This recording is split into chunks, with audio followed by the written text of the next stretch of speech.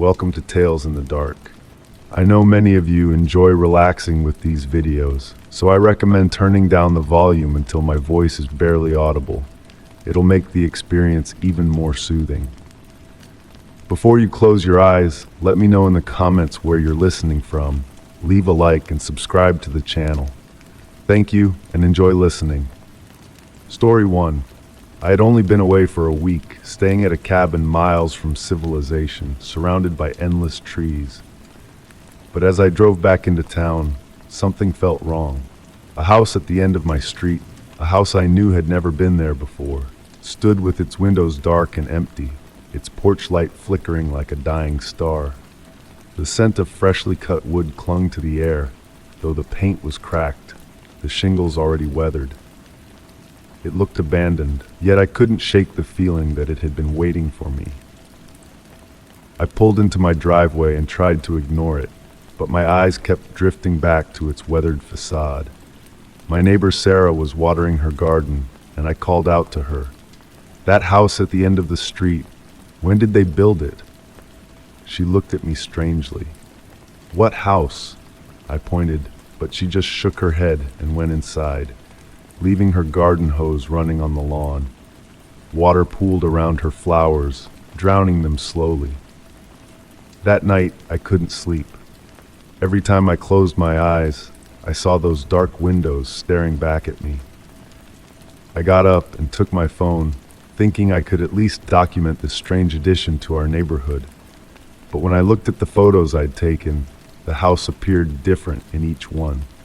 Sometimes the windows were higher, sometimes the door was on the opposite side, sometimes the roof peaked at impossible angles.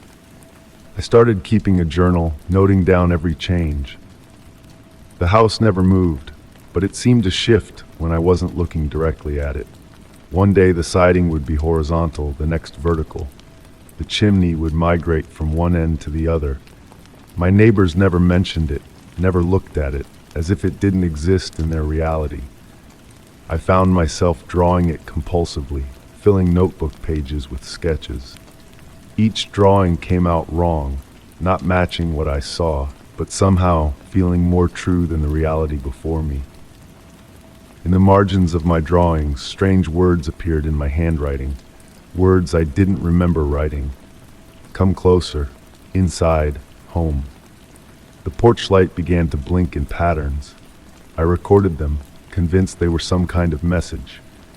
Playing back the recordings, I heard something beneath the static, a voice speaking words just beyond comprehension, like hearing a conversation through a wall. I started taking different routes home, but no matter which street I turned down, the house was always there at the end, waiting. In my rearview mirror, I could swear I saw it move, inching closer each day, though when I turned around, it stood exactly where it had always been. The smell of fresh wood grew stronger, filling my house at night. I woke to find sawdust on my pillow, in my hair, coating my skin like a fine powder. When I brushed it away, it left faint marks that looked like architectural drawings, floor plans for rooms that couldn't exist in normal space. My skin began to feel different, rougher, like weathered siding. In the mirror, I noticed patterns forming in my flesh, whorls and lines like wood grain. When I pressed my ear against the wall of my bedroom, I heard creaking that matched my heartbeat. I tried to document everything with my phone's camera, but the videos came out wrong. The playback showed me standing still while the house moved in the background, its walls breathing like lungs. In one recording, I walked toward the house while my voice off-screen screamed at myself to stop. The walls of my own home started to feel less solid. Sometimes when I touched them, they'd give slightly, like pressing against warm wax. The corners of rooms began to shift, subtle changes at first, but growing more pronounced.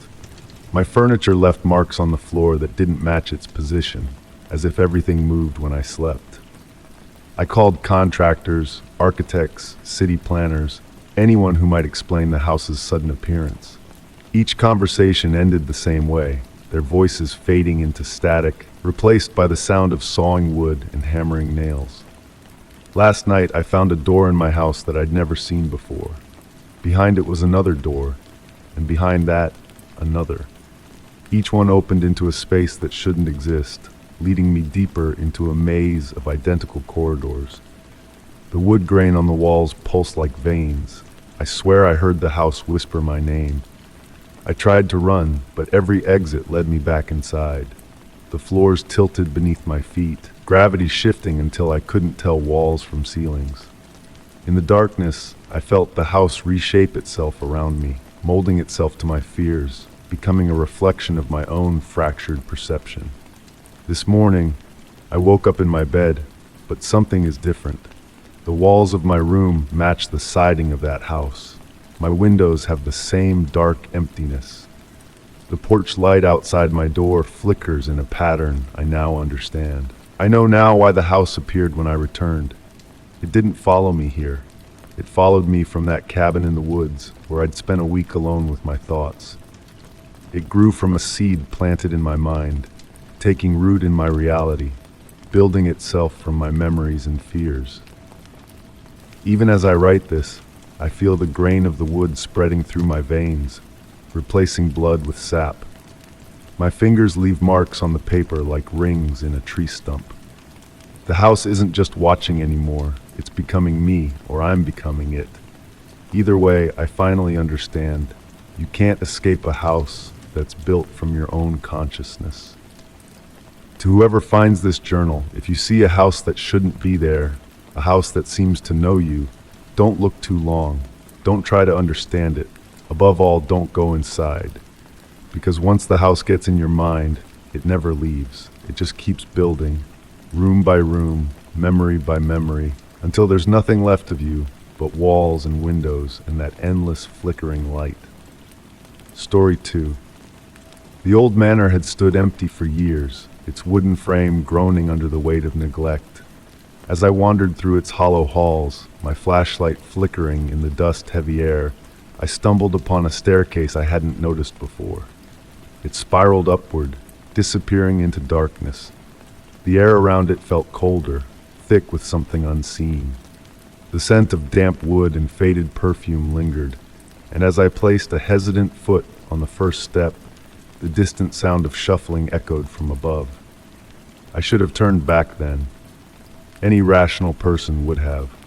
But I was there to document the manor's architecture for my research, and an undocumented staircase was too intriguing to ignore. The beam of my flashlight revealed intricate carvings along the banister, delicate spirals and leaves that seemed to shift and dance in the moving light. My camera clicked rapidly as I captured each detail, but when I reviewed the photos, the carvings appeared different in each frame, as if they had rearranged themselves between shots. The wood beneath my feet felt wrong, not the solid oak it appeared to be, but something softer, almost yielding. Each step produced a subtle vibration that traveled up through my bones, like a tuning fork struck at a frequency just below human hearing. The air grew thicker as I ascended, carrying that perfume scent that now reminded me of funeral flowers. My research into the manor's history had never mentioned this staircase. I had studied the original blueprints extensively, memorized every room and passage. This structure simply shouldn't exist. Yet here I was, climbing ever higher, my rational mind trying to reconcile the impossible geometry before me. The spiral should have intersected with the master bedroom, but instead it continued upward, defying the physical constraints of the building's dimensions. The shuffling sound grew more distinct, a dry, sliding noise like paper being dragged across wood. It seemed to come from everywhere and nowhere at once. I began recording on my phone, determined to capture whatever was causing it. The playback revealed something that made my skin crawl.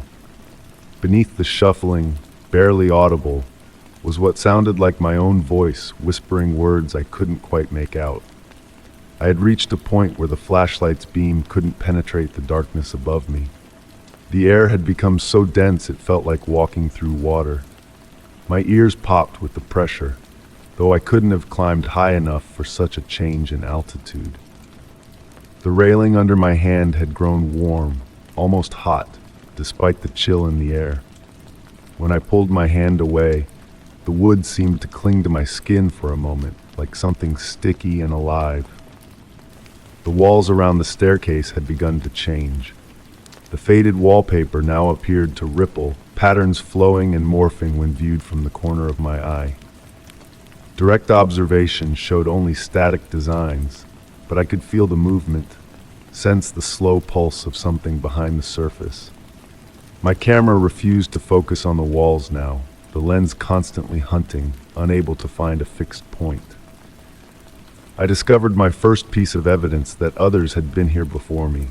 A small notebook, its pages yellow with age, wedged between two steps. The handwriting inside was cramped and frantic, describing a similar journey up these stairs. The final entry ended mid-sentence, a long ink line trailing off the page as if the writer had been pulled away. The date on the first page was impossible. It predated the manor's construction by several years. The stairs had begun to feel less like a defined structure and more like a suggestion of ascent. Each step seemed slightly different in height than the last, forcing me to concentrate on my footing. The spiral had tightened, drawing me closer to a central point that my mind refused to focus on directly. Looking down revealed only darkness. The ground floor had vanished, replaced by an endless descent that made my vision swim. My phone's screen had started displaying strange artifacts, lines of static that formed patterns similar to the wall's designs. The recording continued, but the timestamp showed I had been climbing for far longer than seemed possible. The shuffling sound had evolved into something more rhythmic, almost like footsteps keeping pace with my own, always just around the next curve.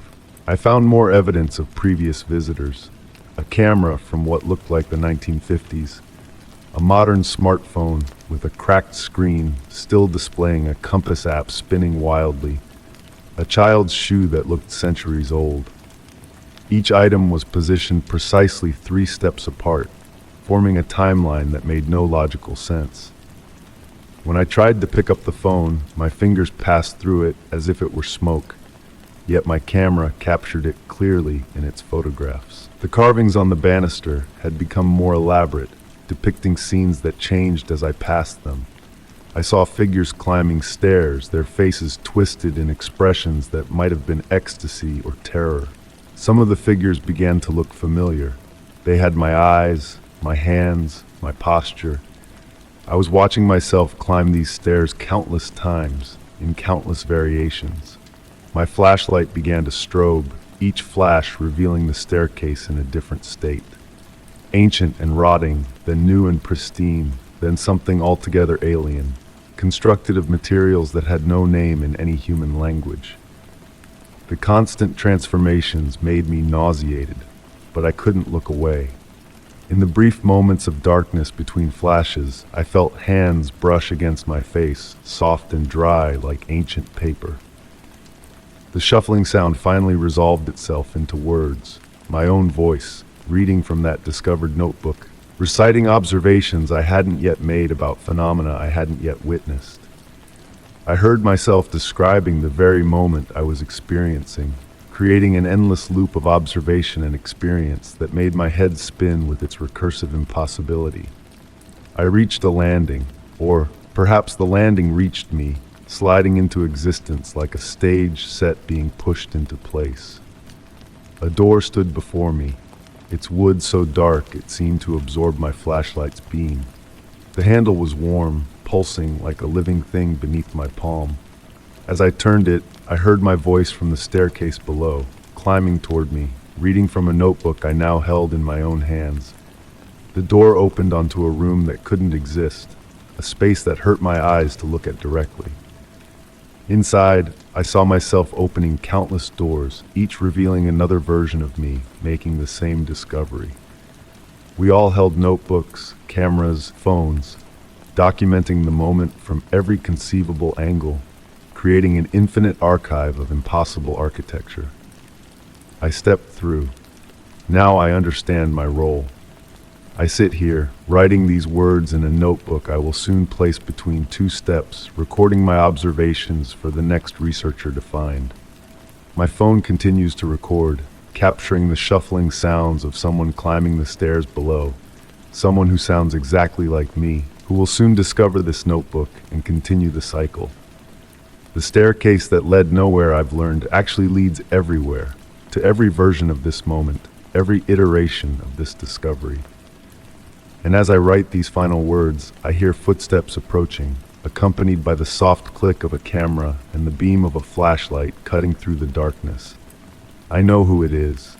After all, I've been here before. I will be here again, and so will you. Story 3.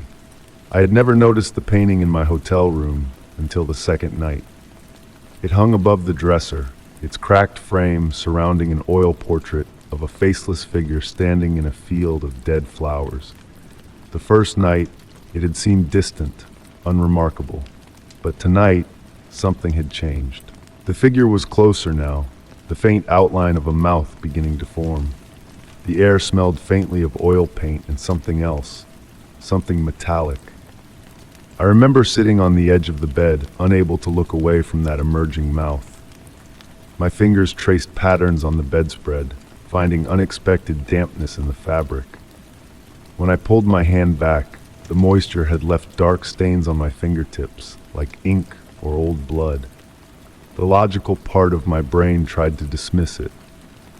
Paintings don't change, figures don't move closer. But as I stared at it, my phone's camera ready to document the impossibility before me, the screen went black. Not just off, black in a way that seemed to absorb the room's light. When it finally flickered back to life, the gallery was filled with hundreds of identical photos of the painting, though I hadn't taken a single one. That night, I couldn't sleep. The painting demanded attention. Every time my eyes began to close, a soft scratching sound would draw them back open. The figure's mouth had fully formed now, curved into what might have been a smile or a grimace. The dead flowers in the field had begun to twist, their stems reaching toward the frame's edges like grasping fingers. I tried to document everything in the hotel notepad. My handwriting grew increasingly erratic as I described each change. The deepening shadows behind the figure, the way the canvas seemed to pulse with a subtle heartbeat when viewed from certain angles, the persistent smell of decay that no amount of open windows could disperse. In the morning, I requested a room change. The front desk clerk's face remained perfectly blank as she processed my request. When she spoke, her voice carried the same metallic undertone I'd noticed in the air around the painting. She assigned me to a room down the hall. The new room had the same painting. Only now, there were two figures in the field of dead flowers. I tried calling someone, anyone, but each number I dialed connected me to the same conversation. A woman's voice, speaking in reverse, growing louder until it became a screech of static. My text messages returned to me undelivered, their content scrambled into strings of numbers that, when added together, always summed to 13. The hotel itself began to feel wrong. The corridors stretched longer with each journey. Other guests passed me in the halls, but their faces appeared smeared, like wet paint dragged across canvas. When they spoke, their words came out as colors, deep crimsons and midnight blues that stained the air before fading. I started keeping a video diary on my laptop. The footage never saved properly. Instead, each recording showed me sleeping in my bed, the painting's figures standing at different distances from my unconscious form. In the last recording, they stood at the foot of my bed, their faceless heads tilted at impossible angles. The mirror in the bathroom began to lie. My reflection wouldn't match my movements. It would pause, mid-motion, and perform actions I hadn't taken. Once I watched my reflection reach up and peel away its face like old wallpaper, revealing blank canvas underneath. I tried to leave the hotel. The exits redirected to familiar corridors. The windows showed impossible landscapes. Fields of dead flowers stretching to the horizon, populated by distant figures that all seemed to be walking toward the hotel. When I pressed my hand against the glass, it gave way like soft wax, but I couldn't push through. The painting continued to change. The figures multiplied. The field of dead flowers began to bloom with strange, fleshy growths that pulsed with a sick vitality. The canvas surface developed a sheen like wet skin. Sometimes in the corners of my vision I could see the figures step partially out of the frame, their blank faces turning to track my movements. My nose began to bleed constantly. The blood was thick and dark, with the consistency of oil paint. It left stains on everything I touched, stains that would rearrange themselves into tiny landscapes when I wasn't looking directly at them. Each landscape contained a miniature version of the hotel, and in each window of each tiny hotel, I could see myself looking out. The hotel notepad filled itself with sketches I didn't remember making. Page after page of the same scene, a figure in a hotel room, standing before a painting, watching another figure watch them through the canvas. The sketches grew more detailed with each page until I recognized my own face on both the watcher and the watched. Sleep became a foreign concept. The line between waking and dreaming blurred until both states contained the same horror. The steady approach of those canvas figures, the growing awareness that reality was as fluid as wet paint, as malleable as stretched canvas. The sound of brushstrokes filled my ears, invisible artists repainting the world around me, stroke by stroke. The hotel room began to flatten.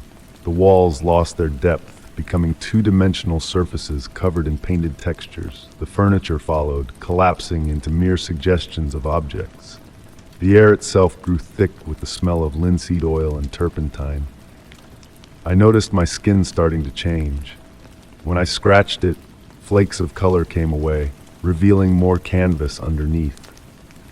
My movements became stiffer, more posed, as though I were being positioned by unseen hands. In the mirror, now just a painted rectangle on a painted wall, I watched my features smooth away, leaving behind the same blank face as the figures in the painting. The painting is different now. It shows a hotel room, perfectly rendered in oils, containing a figure standing before a painting. In the painting within the painting, another figure stands in a field of dead flowers, watching. Both figures share my blank face. Both reach toward each other across the barrier of the frame.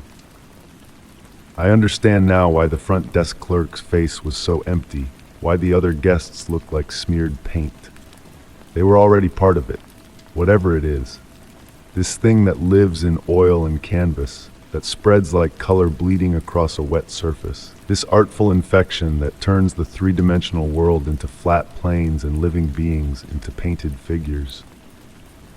The door to my room still opens, but it only leads to other paintings. Endless galleries of hotel rooms, each containing a figure, each containing a painting, each containing me. We all stand in our frames, watching and being watched, as the dead flowers bloom around us in colors that have no names. I've stopped trying to leave. There's nowhere to go that isn't already painted.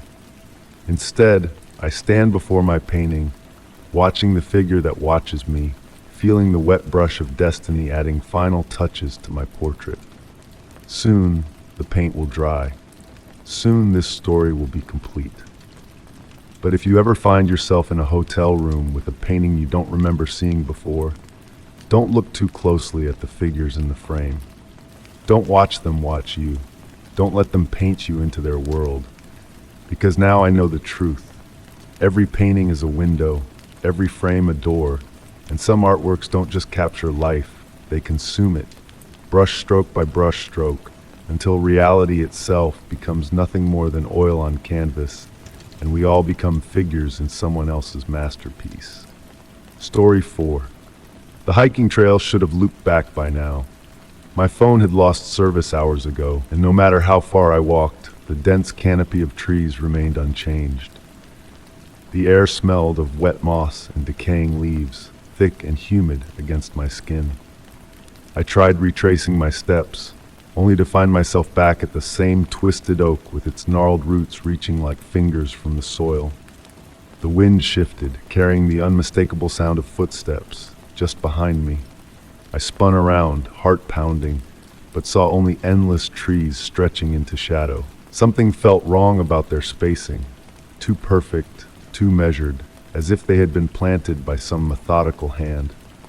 I pulled out my camera, thinking to document my surroundings, to prove to myself that I wasn't imagining things. The viewfinder showed nothing unusual at first, just trees, fallen leaves, patches of mist curling between trunks. But when I reviewed the images, each one showed subtle differences. A branch that had been bare now bore leaves. A fallen log had shifted position. The shadows fell at impossible angles. My rational mind tried to explain it away. Fatigue, dehydration, the natural disorientation that comes from being alone in nature. But then I noticed the silence. The forest had grown unnaturally quiet. No birds, no insects, not even the rustle of leaves in the wind. Just a deep, pressing stillness that seemed to watch and wait. I decided to mark my path, to prove to myself that I wasn't walking in circles. I took out my pocket knife and carved a small X into the bark of a nearby birch. The wood felt wrong under the blade, too soft, almost like flesh.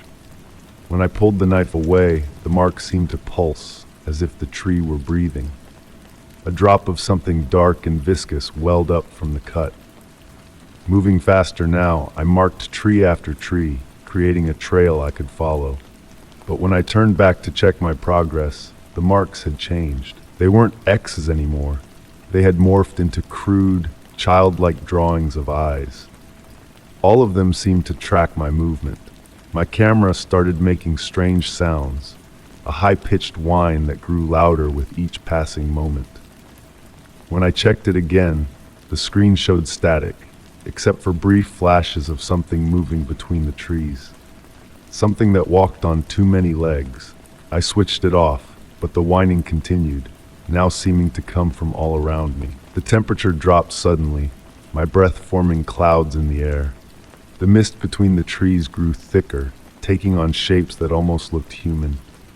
I found myself talking out loud, trying to maintain some grip on reality.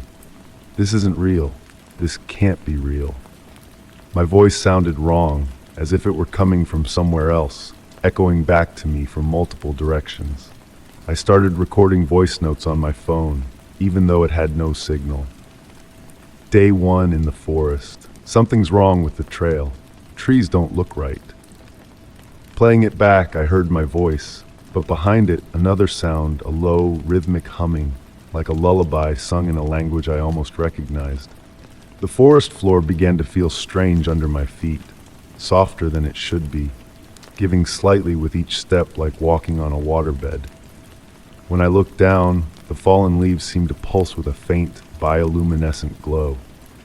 They moved away from my footsteps as if alive, revealing patches of what looked like skin beneath, pale, veined, and warm to the touch. My backpack grew heavier with each step, though I hadn't added anything to it. When I finally opened it to check, I found it full of leaves, but not the brown and orange ones from the forest floor. These were black, with intricate patterns that seemed to shift when I wasn't looking directly at them. I emptied the pack, but within minutes, it was heavy again. The sun never seemed to move in the sky, stuck in that golden hour glow that should have been beautiful, but instead felt wrong, artificial, like a spotlight in a theater.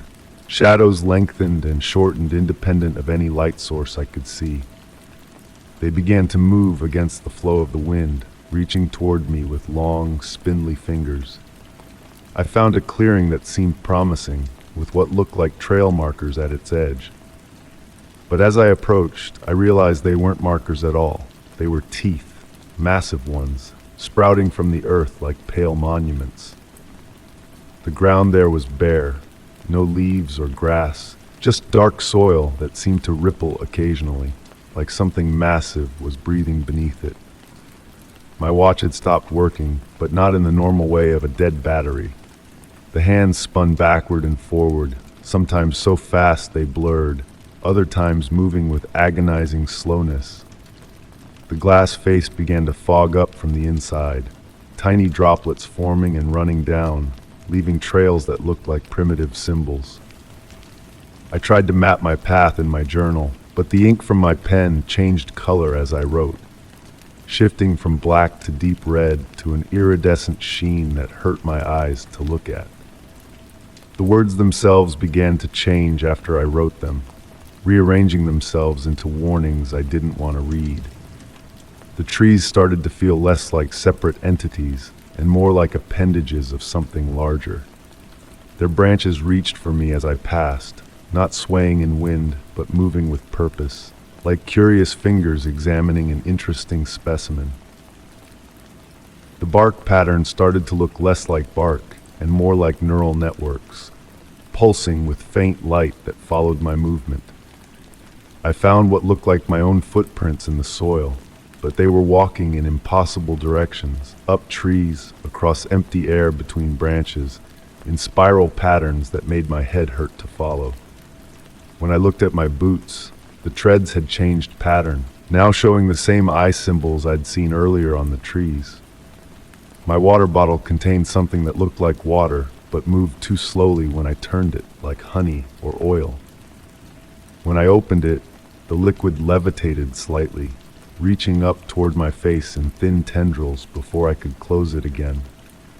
I threw it away, but I kept finding it in my pack, each time fuller than before. The sounds of footsteps behind me never stopped, but they changed character, sometimes rushing, sometimes dragging, sometimes moving with a rhythm that suggested far too many legs. When I stopped, they stopped. When I ran, they ran. When I held my breath, I could hear them breathing. I began to find objects that I knew couldn't be there. My childhood teddy bear, worn and dirty as the day I lost it, my father's reading glasses which had been buried with him, a letter I remembered burning years ago, the ashes still warm. Each time I touched one, it dissolved into a swarm of tiny black insects that burrowed into the ground before I could study them. The air grew thick with spores or seeds that danced in patterns too regular to be natural. They formed shapes in the air, faces I almost recognized, scenes from memories I couldn't quite place. When they landed on my skin, they left tiny marks that looked like star charts for skies that never existed on Earth. My phone turned itself on occasionally, showing hundreds of missed calls from numbers that were just slightly wrong. One digit off from my mother's number, my sister's, my own. Voicemails appeared and disappeared before I could listen to them, but I could see their durations, negative minutes and seconds, or lengths of time that stretched into years. The forest started to feel less like a place and more like a process, something that was actively studying me, learning from my reactions, adapting its strategies. The patterns of trees began to remind me of nerve clusters, synapses firing in some vast organic computer that was using my presence as input for calculations I couldn't comprehend. I've started to notice changes in myself. My reflection in puddles doesn't always match my movements. My shadow sometimes shows too many limbs, moving in ways that shouldn't be possible. The cuts on my hands from brambles heal too quickly, leaving marks that look like writing. The forest speaks now, not in words but in sensations. Pressure changes that feel like questions, wind patterns that carry meaning I can almost grasp. I find myself answering out loud, having conversations with something that communicates through the movement of leaves and the growth patterns of fungi. I'm writing this down while I still remember how to use words, while I still think in linear patterns that can be captured in language. The forest is teaching me a new way to think, showing me geometries that exist between dimensions, colors that have texture and weight, sounds that can be read like maps. I know now that I'll never find the trail again, not because I'm lost, but because the concept of trail belongs to a simpler understanding of space and direction. The forest hasn't trapped me. It's recruiting me, teaching me, changing me. And the strangest part, I'm starting to think I came here on purpose, that some part of me always knew this place was waiting. The forest isn't endless, it's exactly as big as it needs to be, and it's not that I can't find my way out. I'm not sure I want to anymore. Story 5. As a child, I had always been afraid of the closet in my childhood bedroom. Now, years later, returning home to help my parents move, I laughed at my old fears. But as I packed away dusty boxes, I heard it. A soft, rhythmic sound like the slow inhale and exhale of something just beyond the wooden doors. The scent of mothballs and stale air filled my nose, but beneath it there was something else. Something warm, something living. I stood frozen, cardboard box heavy in my arms, listening. The sound was so faint that I initially thought it might be the house settling or the wind pushing through old window frames. But there was a pattern to it, a steady rhythm that reminded me of sleeping cats I'd watched, their little bodies rising and falling with each breath. My rational mind told me to ignore it, to continue packing, to focus on the task at hand. Instead, I found myself setting down the box and approaching the closet. The brass handle felt cool against my palm, yet somehow wrong, like touching something that should have been familiar but wasn't quite right. I pulled the door open slowly, wood creaking against aged hinges. Nothing but darkness greeted me. Old coats and dresses hung like silent sentinels, their shapes indistinct in the shadows. The breathing had stopped. I reached for the light cord, tugging it with trembling fingers. Yellow light spilled into the space, revealing nothing unusual. Just clothes, shoes, and more boxes waiting to be packed. I shook my head, chuckling at my own foolishness. Of course, there was nothing there. I was letting childhood fears color my perception, turning ordinary sounds into something sinister. I grabbed another box and began sorting through old yearbooks and photo albums. The light in the closet went out. I hadn't touched the cord. I hadn't even been near it, but the darkness had returned, thick and absolute. When I pulled the cord again, nothing happened. The bulb must have burned out, I told myself. Simple explanation. Logical. Safe. But then I felt it. A subtle shift in the air pressure, as if the closet had drawn in a deep breath. The hanging clothes swayed slightly, though there was no draft. My skin prickled with goosebumps, and I quickly shut the door, throwing my weight against it as if to hold something back. I tried to focus on packing, but my eyes kept drifting to the closet. The door seemed different somehow, darker, more solid than the others in the room.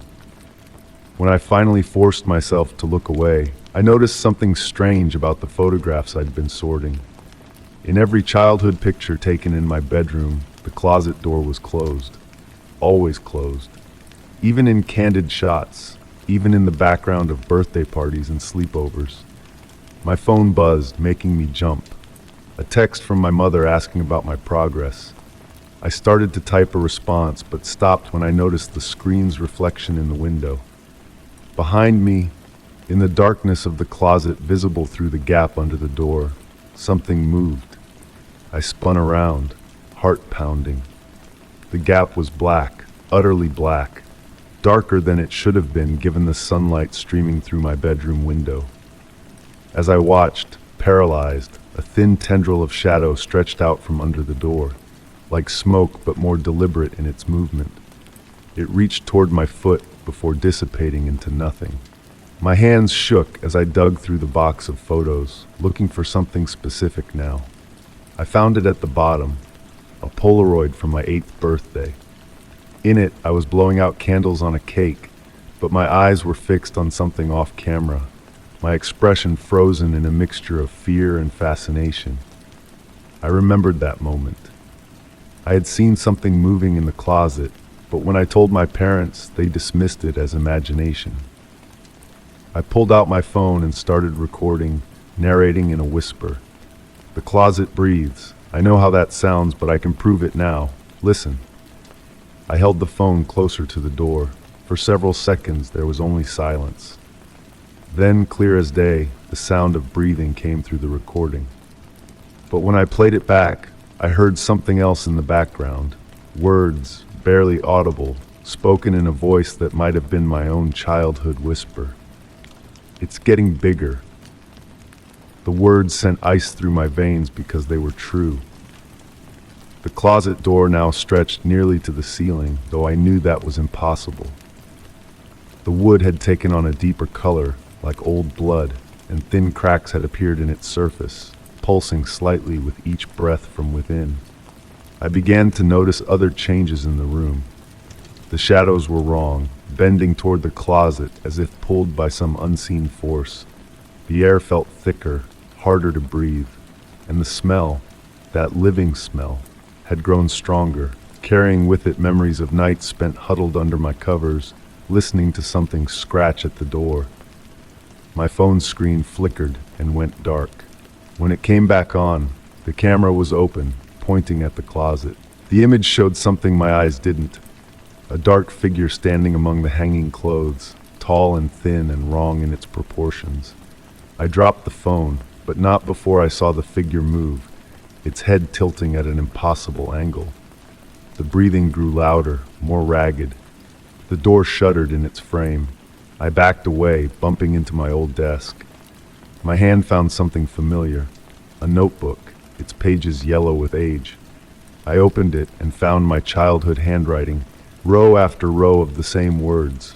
It wants to show me something. The last entry was different, written in shaky letters. It says I'll understand when I'm older. The closet door began to open on its own, wood groaning like a living thing in pain. Beyond it, I saw not the familiar interior, but a vast darkness that seemed to go on forever. And in that darkness, shapes moved with horrible purpose, reaching out with limbs that shouldn't exist. I ran. Down the stairs, out of the house, into the bright sunlight. My phone was still buzzing in my pocket, my mother asking if everything was all right. I wanted to warn her, to tell her not to go into my old room. But what could I say? How could I explain what I'd seen? When my parents arrived that evening, the closet was normal. The door was its proper size, the interior filled with nothing but old clothes and boxes.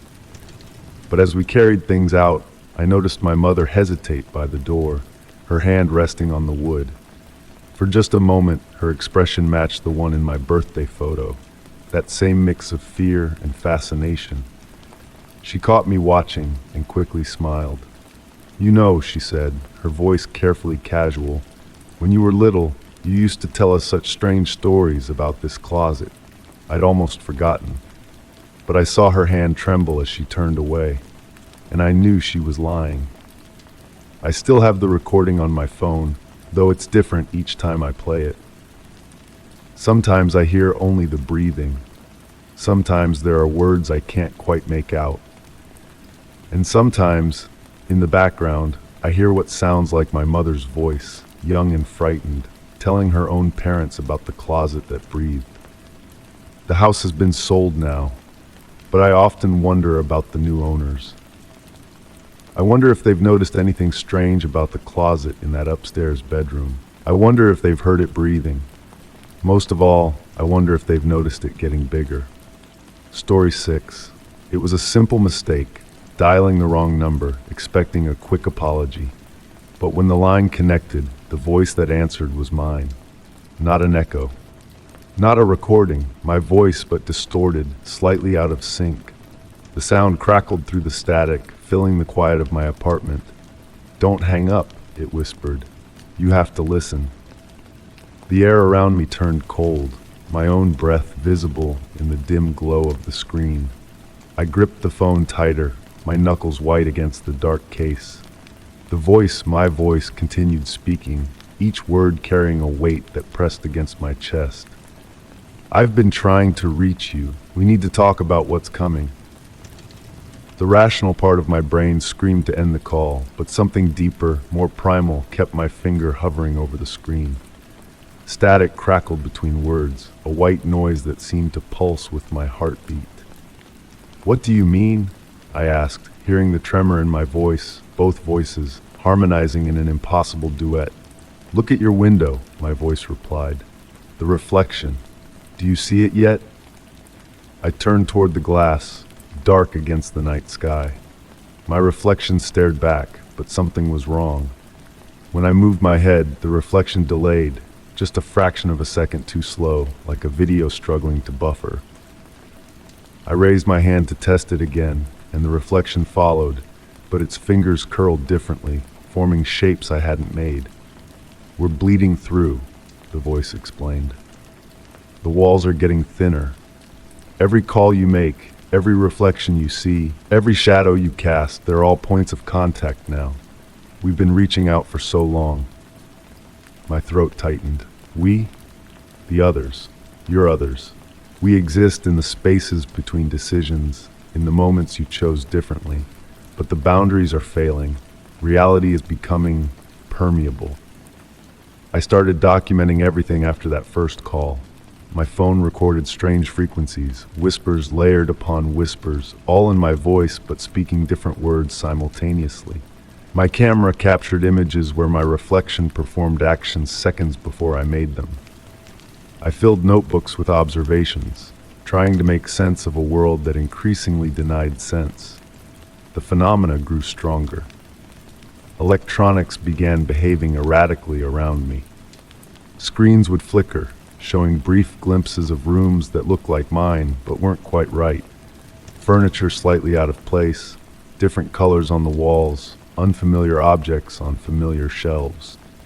My voicemail filled with messages I never remembered leaving, each one warning of something different.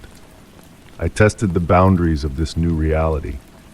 When I spoke, I could sometimes hear my voice continuing conversations I hadn't started, answering questions no one had asked. Mirrors became windows into other versions of my life. I watched myself make different choices, live different outcomes. Sometimes these other selves noticed me watching.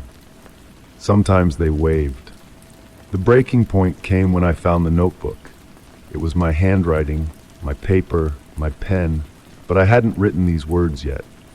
Pages filled with desperate observations, theories, and warnings about what was to come. The last entry caught my eye. By the time you read this, you'll already know about the phone call. That was just the beginning. They're not parallel universes, they're convergent ones. We're all collapsing toward a single point, and I don't know what happens when we reach it. My hands shook as I turned the page, finding a series of drawings. They showed multiple versions of myself, all connected by threads of static and shadow, being pulled toward something I couldn't quite see. The margins were filled with calculations and equations I didn't understand, but they all pointed to the same conclusion: collision. The air grew heavier each day, thick with possibility. Objects left alone would rearrange themselves according to other versions of reality. I'd enter a room to find everything shifted slightly, matching layouts I'd only seen in reflections. Sound became unreliable, voices and movements echoed before they happened, creating a constant symphony of temporal displacement. I began to notice other changes in myself. Memories that didn't belong to me seeped into my consciousness. I could recall conversations I'd never had, relationships I'd never formed, choices I'd never made. These foreign memories felt as real as my own, making it increasingly difficult to distinguish which life was actually mine. The others reached out more frequently now. Phone calls came at random intervals, each version of me warning about different aspects of the convergence. Some were panicked, others resigned. A few seemed almost eager for whatever waited at the point of collision. None of them knew exactly what would happen when all our realities finally merged. I started leaving messages for myself, or rather, for other versions of myself, hoping to piece together a clearer picture. The responses were scattered across different media. Voicemails that played in reverse, emails that arrived years before they were sent, notes written in mirrors that could only be read from certain angles. The boundaries between realities grew thinner. I would reach for an object only to have multiple hands, all mine, all from different versions of this moment, pass through each other. The sensation was electric. a buzzing that left my skin tingling and my mind reeling with fragments of other lives. Sleep became impossible to distinguish from waking. In my dreams, I met myself countless times, each version carrying pieces of a larger truth. We shared what we knew, trying to understand the mechanics of our collapsing realities. But with each interaction, the lines between us blurred further. One morning, I woke to find my reflection had stopped mimicking me entirely. It moved independently, going about its own routine while I watched. When it noticed me, it pressed its hand against the glass. The surface rippled like water, and I felt a pull, gentle but insistent, drawing me toward the mirror. That's when I understood what the voice on the phone had been trying to tell me. We weren't just parallel versions of the same person. We were fragments of something larger, something that had been scattered across multiple realities. And now, whatever force had separated us was reversing itself. The convergence accelerated. Reality became fluid, shifting between different versions of itself like channels on a static-filled TV. I existed in multiple states simultaneously, experiencing countless variations of each moment. The sensation was overwhelming, a cacophony of possibility made manifest. I can feel it now, the final convergence approaching. The air crackles with potential energy, reflections blur and shift, showing thousands of versions of this moment playing out simultaneously. The static on my phone has become a chorus of my own voice, all of us speaking in unison as the walls between realities dissolve.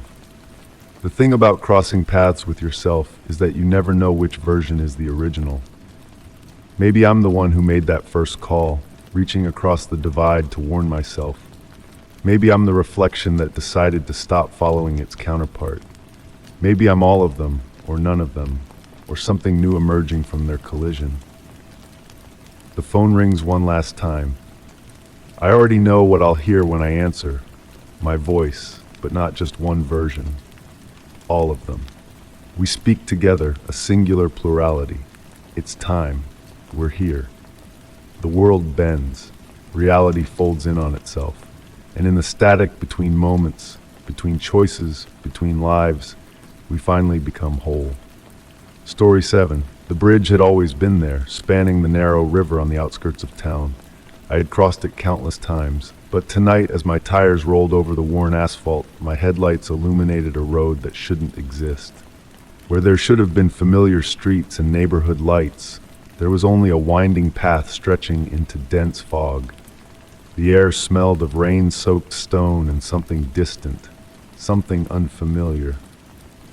My first instinct was to turn around, but when I checked my rearview mirror, the bridge had vanished into the mist behind me. The road ahead curved gently, beckoning me forward through walls of pearly white fog that seemed to pulse with a faint luminescence. My car's engine hummed at a different pitch than usual, as if the air itself had changed density. I drove slowly, gripping the steering wheel until my knuckles whitened. The fog parted just enough to reveal the road directly ahead, but beyond that, everything dissolved into ethereal nothingness. My radio cycled through stations of its own accord, each frequency yielding nothing but soft static that almost sounded like whispered words. A shape emerged from the fog, a wooden mailbox that seemed to float in the white void. As I passed it, I noticed others, each one progressively more weathered than the last.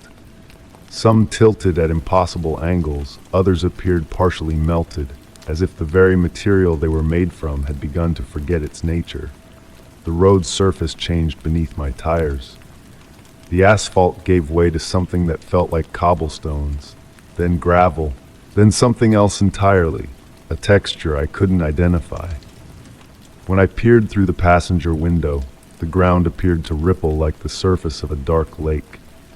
My dashboard lights flickered and dimmed. The temperature gauge dropped steadily, though I couldn't feel any cold.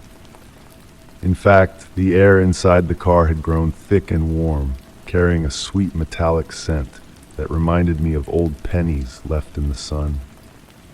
A sound caught my attention, a subtle tapping against the roof of my car. At first I thought it was beginning to rain, but when I listened more carefully, the rhythm was too deliberate. Tap, tap, pause, tap, tap, tap, pause, tap, like Morse code, or perhaps fingers drumming along to some unheard melody. I reached for my phone to record the sound, but the screen showed only shifting patterns of static.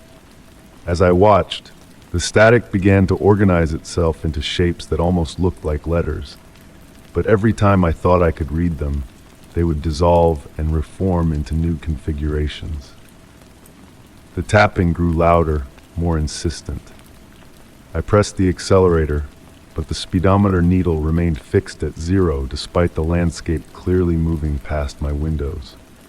The fog outside had taken on a subtle purple tinge, and dark shapes drifted through it, like schools of fish in a murky ocean. My headlights caught something ahead, a figure standing by the roadside. As I drew closer, I realized it was a child holding what appeared to be a balloon.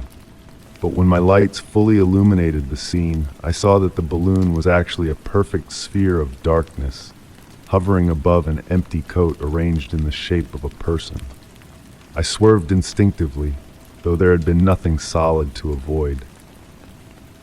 The movement caused my rearview mirror to shift, and in its new angle, I caught a glimpse of my back seat.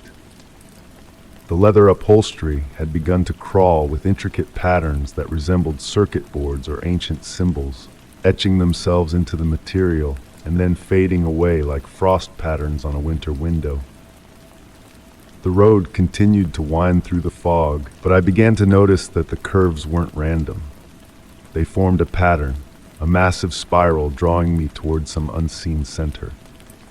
The tapping on my roof had synchronized with my heartbeat, or perhaps my heartbeat had synchronized with it. I could no longer tell which had adapted to which. Street signs began to appear, each one bearing impossible names in letters that seemed to squirm when viewed directly. One read, "Memory Lane" in reverse. Another displayed what looked like mathematical equations that made my eyes water when I tried to understand them. The radio static crystallized into a voice, my own voice, reciting words I'd never spoken. The path between places isn't empty. It's full of all the moments we almost lived, all the choices we almost made. Sometimes the almosts become real. My hands on the steering wheel felt different. When I glanced down, my fingers had elongated slightly, and I could see faint lines of light pulsing beneath my skin in time with the tapping above. The dashboard had begun to rearrange itself, gauges sprouting new needles that measured quantities I had no names for. A bridge appeared ahead, or rather the suggestion of a bridge, its structure more like a sketch made of mist than solid material. As I approached, I realized it was the same bridge I had started on, but wrong somehow, as if someone had tried to recreate it from a half-remembered dream. I stopped the car. The tapping ceased. In the sudden silence, I could hear something breathing, not from outside the car, but from somewhere inside my own head. The fog pressed against my windows like curious hands, leaving impressions that looked like faces in profile. The radio spoke again, but this time in a voice that was almost but not quite human. "You've reached your destination, or perhaps your destination has reached you." I stepped out of the car. The ground felt soft and responsive beneath my feet, like walking on flesh that had been shaped into pavement. The air tasted like copper and childhood memories. Ahead of me, the bridge seemed to inhale, its structure expanding slightly before settling back into its impossible geometry. Looking back at my car, I saw that it had aged decades in moments. Rust bloomed across its surface like time-lapse footage of spreading flowers. The windows had gone dark, not with tint but with something that seemed to absorb light itself. I walked toward the bridge, drawn by a compulsion I couldn't name. Each step felt heavier than the last, as if gravity itself was trying to decide which direction it should pull. The fog swirled around my legs, and I realized it was warm, like bath water that had been left to cool but hadn't quite managed it. The bridge's railings were covered in handprints that glowed faintly, some human, others consisting of too many or too few fingers. As I touched one, memories that weren't mine flickered through my mind. A first kiss that happened underwater, a funeral where the deceased sat up and sang, a childhood home with rooms that rearranged themselves every night. When I reached the middle of the bridge, I found a notebook lying open on the ground. Its pages were filled with my own handwriting, describing the very moment I was living. As I read, I realized the words were being written as I experienced them, my story flowing onto the page in real time. The final line read, and then I understood I hadn't taken a wrong turn at the bridge. The bridge had taken a wrong turn through me. I closed the notebook and looked up. The fog had cleared, revealing not the familiar road home, but an endless series of bridges, each one leading to a different version of reality. Behind me, my car had completely dissolved, leaving only a shadow that pointed in multiple directions at once. A comfortable numbness spread through my body as I accepted my new role. I had become part of the bridge's story, or perhaps the bridge had become part of mine. Either way, I knew I would remain here, watching other travelers encounter their own impossible roads, their own versions of a bridge that led somewhere else. Sometimes, on particularly quiet nights, I can still hear the tapping on my car's roof, even though the car no longer exists. It's speaking in code, telling the story of every person who has ever taken a wrong turn and found themselves exactly where they needed to be. The fog never fully clears now, but I've learned to read its patterns, to understand the messages written in its swirling depths. Each new visitor brings their own reality, their own distortions to add to this place where the normal rules of existence have forgotten how to behave. I've started leaving notebooks on the bridge for others to find, each one blank until the moment someone picks it up. Their stories write themselves, just as mine did, adding to the infinite library of moments where the everyday world slips sideways into something else.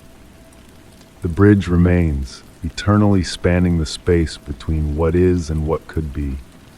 And I remain with it, both observer and observed, in this place where wrong turns become right ones, and where the familiar path home leads everywhere except where you expected it to go. Story 8. While cleaning out an old desk I had inherited, I found a bundle of letters, their paper yellowed and edges curled. The handwriting was mine, every curve, every signature, but I had never written these words. The ink smelled fresh, as if the letters had only just dried, but the dates stamped on the envelopes were decades old. My hands trembled as I unfolded one, and as my eyes scanned the words, I realized each letter described something that hadn't happened yet. The first letter spoke of a mirror in my bedroom that would start showing reflections that didn't match reality. I laughed it off, until that evening when I noticed my bedroom mirror had acquired a hairline crack I'd never seen before. The crack formed a pattern that looked almost like writing, but whenever I tried to focus on it, the pattern seemed to shift and change. I spent that night reading through more letters, each one more unsettling than the last. They described changes in my house that seemed impossible, rooms that felt larger than they should be, shadows that moved against the light, and sounds that couldn't be traced to any source. The most disturbing part wasn't the content of the letters, but how they were written, with a certainty that made my skin crawl. In one letter, I had apparently written about finding small objects in my house rearranged every morning. "The coffee mug moves 2 inches to the left," I had written. The books on the shelf turned slightly, just enough to notice. At first I thought I was losing my mind, but I started taking pictures every night before bed. I remember closing that letter and looking at my own coffee mug sitting on the desk. When I checked again moments later, it had shifted position. I began documenting everything, just as the letters said I would. My phone filled with photos of everyday objects, timestamps marking their subtle migrations. Sometimes I'd wake up to find my carefully arranged evidence had disappeared from my phone, replaced by images I had no memory of taking. Photos of empty rooms, blurred figures, and strange shadows. The letters became more specific, more immediate. They described conversations I would have, people I would meet, decisions I would make. Each prediction came true with an accuracy that defied explanation. I found myself avoiding certain places and people mentioned in the letters, trying to break free from their influence. But somehow, every attempt to change the predicted course of events only served to fulfill them in unexpected ways. One letter described how I would start hearing my own voice echoing through the house when I was alone. Not speaking current thoughts, but reciting words I would say in the future. I caught myself holding my breath, listening for any sound that might confirm this horror. The silence in my house grew heavier, pregnant with anticipation. The paper of each letter felt wrong under my fingers, sometimes warm when it should be cool, sometimes seeming to pulse with a rhythm that matched my heartbeat. I noticed small marks appearing on my fingertips after handling them, like tiny written words that faded within hours. When I tried to photograph these marks, my camera would malfunction, showing only corrupted images. I began to notice gaps in my memory, periods of missing time that aligned perfectly with events described in the letters. The worst part was finding new letters appearing in the bundle, ones I was certain hadn't been there before. These new additions detailed my growing paranoia, my attempts to document everything, and my desperate search for answers. Exactly what I was doing in the present moment. The letters spoke of changes in my perception that would become permanent.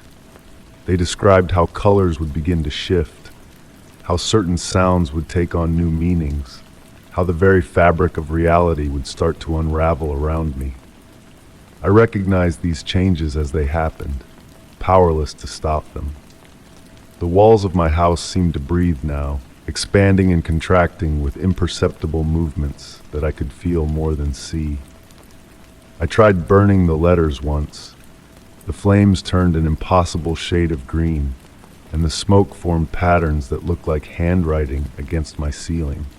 That night, I found all the letters back in their place, completely unharmed, with a new edition describing my failed attempt to destroy them. The most recent letter I found speaks of what I'm doing right now, documenting this experience, trying to reach out to others who might understand. It describes how my words will change as I write them, how the meaning will shift between the lines. Even as I write this, I can see it happening. The words seem to rearrange themselves when I'm not looking directly at them. I've started to question everything about my reality. The letters describe a future where the line between what I write and what I experience becomes increasingly blurred. They speak of a time when I'll no longer be able to distinguish between reading about events and living them. The most terrifying part is that I'm beginning to understand that these letters aren't predictions. They're memories. Memories of a future that's writing itself into existence through my own hand. The final letter remains unopened. Its envelope feels heavier than the others, and sometimes I swear I can hear it whispering my name. The letters say I'll open it soon, that I won't be able to help myself. They describe exactly how my fingers will tremble as I break the seal, how my breath will catch as I unfold the paper. They tell me what I'll find inside will change everything. I know I should leave this house, walk away from these letters, and never look back. But the letters have already described how I'll stay, how I'll continue to read them, how I'll keep adding to their number. They've told me how this story continues, and I can feel the truth of it in my bones. The letters I never wrote are still being written, and I'm no longer sure if I'm the author or just another character in their pages. Each night now, I hear the soft scratch of pen on paper coming from the old desk, even though I know it's empty. The sound grows louder when I try to ignore it, and softer when I acknowledge its presence. Sometimes I catch glimpses of movement in my peripheral vision. A hand holding a pen, writing letters that I'll find tomorrow, or perhaps wrote yesterday. The boundaries between past, present, and future have become as yellowed and curled as the edges of these letters. I'm living in a story that's already been written, writing letters I'll never send, receiving messages from a version of myself I haven't become yet. Or perhaps I have, and this is just another letter in the endless cycle, another layer in the palimpsest of reality that the letters have created.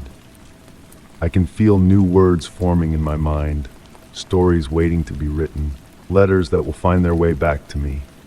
The letters told me this would happen. They told me everything, and they're still telling me more. Story 9. I stood at the sink, water running, washing the last of the dishes as the window reflected the dim glow of my kitchen. It was a familiar sight, my own face, my own tired eyes staring back. But as I reached to turn off the faucet, the reflection did not move with me. My breath caught in my throat. The figure in the glass remained still, watching, waiting. The air turned heavy, thick with something unseen. My hand hovered over the faucet, trembling. The reflection should have mirrored my hesitation, should have shown the same uncertainty in its movements. Instead, it smiled, a slight curl of lips that I knew I wasn't making. Water continued cascading over the unwashed plate in my other hand, but I couldn't look away from that window, from that face that was mine, but wasn't. I blinked hard, expecting the illusion to shatter. The reflection blinked back, but a fraction too late, like an echo following its source. A cold sensation crept up my spine, and the kitchen lights seemed to dim, though I hadn't touched the switch. The gentle hum of the refrigerator grew muffled, as if cotton had been stuffed in my ears. My phone lay on the counter, its dark screen offering another reflection, this one proper, moving when I moved. I reached for it slowly, watching the window version of me track the motion with eyes that held an interest too keen, too focused. The figure's head tilted slightly, studying my movements with an anthropologist's fascination. I grabbed the phone, fumbling to open the camera. The screen showed the kitchen behind me, normal and mundane. But when I aimed it at the window, the image pixelated and distorted. Dark shapes writhed across the display, and a high-pitched whine emanated from the speakers. The reflection in the window raised its hand to wave, though both of mine still clutched the phone. The running water changed its song, the splash against the sink becoming rhythmic, almost musical. It seemed to whisper words just below the threshold of understanding. I wanted to turn it off, but that would mean moving closer to the window, closer to that thing wearing my face like an ill-fitting mask. Instead, I stepped backward, keeping my eyes fixed on the reflection. It matched my movement perfectly this time, stepping forward in its reversed world, maintaining the same distance between us. The kitchen lights flickered once, and in that brief moment of darkness, I swore I saw its true face, something angular and wrong, with too many shadows where features should be. When the light stabilized, the reflection was normal again, but now I noticed other inconsistencies. The dishes on the drying rack behind it were arranged differently. A coffee mug I'd left by the sink appeared on the far counter in the reflection. Small changes, subtle wrongness that grew more apparent the longer I looked. I raised my hand to rub my eyes, and the reflection remained still, watching. My head began to throb, a dull pressure building behind my temples. The air felt thicker with each breath, carrying an unfamiliar scent, something metallic and sweet, like copper pennies dissolved in honey. The walls seemed to pulse gently, as if the house itself were breathing. I pressed my palm against the nearest surface, feeling a slight vibration that might have been there all along, unnoticed until now. The reflection mimicked my action, but its hand sank slightly into its version of the wall, like pressing into soft clay.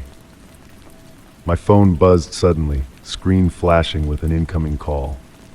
No number displayed, just a string of symbols I'd never seen before. The reflection held no phone, but I could see its lips moving, forming words that matched the strange characters appearing on my screen. I declined the call, but the symbols remained, bleeding into my other notifications, replacing texts and emails with their inscrutable patterns. When I looked up, the reflection had moved closer to its side of the glass, though I hadn't taken a step. Its features had begun to shift subtly, nose too long, eyes slightly too large, teeth visible in its smile, though my lips were pressed tight. The running water grew louder, its whispers more insistent. I could almost make out words now, something about mirrors and doors and the thin places between. The reflection's smile widened impossibly, stretching beyond the natural limits of a human face. Its eyes had darkened, becoming deep wells that seemed to pull at my vision. I fumbled behind me for the kitchen door, needing to escape, to find help or wake up, or whatever would end this nightmare. My fingers found the handle, but it felt wrong, warm and slightly soft, like living tissue. The reflection reached for its own door handle, but the motion was smooth, elegant, purposeful. The lights dimmed further, and now I could see other movements in the darkened window, shapes shifting behind my distorted reflection, suggesting infinite depth beyond the glass. The figure that wore my face began to press forward, and the surface of the window rippled like disturbed water. My phone screen cracked without being touched, spiderweb patterns spreading across the glass as those strange symbols began to glow with a pale inner light. The reflection's movements were no longer constrained by my own. It placed both hands against its side of the glass, pushing outward. The window's surface bulged impossibly. I tried to scream, but the sound stuck in my throat, emerging as a whimper. The air had become so thick it felt like breathing syrup, and that sickly sweet metallic smell had grown overwhelming. The reflection's face was changing faster now, features flowing like wax, revealing something underneath that strained the edges of comprehension. The faucet's whispers had become a chorus of voices, all speaking in different languages, none of them human. My reflection's hands pressed harder against the barrier between us, and I watched in horror as fingertips began to push through, trailing ripples in reality itself. That's when I noticed my own hands had begun to look strange, transparent in places, as if I were the reflection fading away.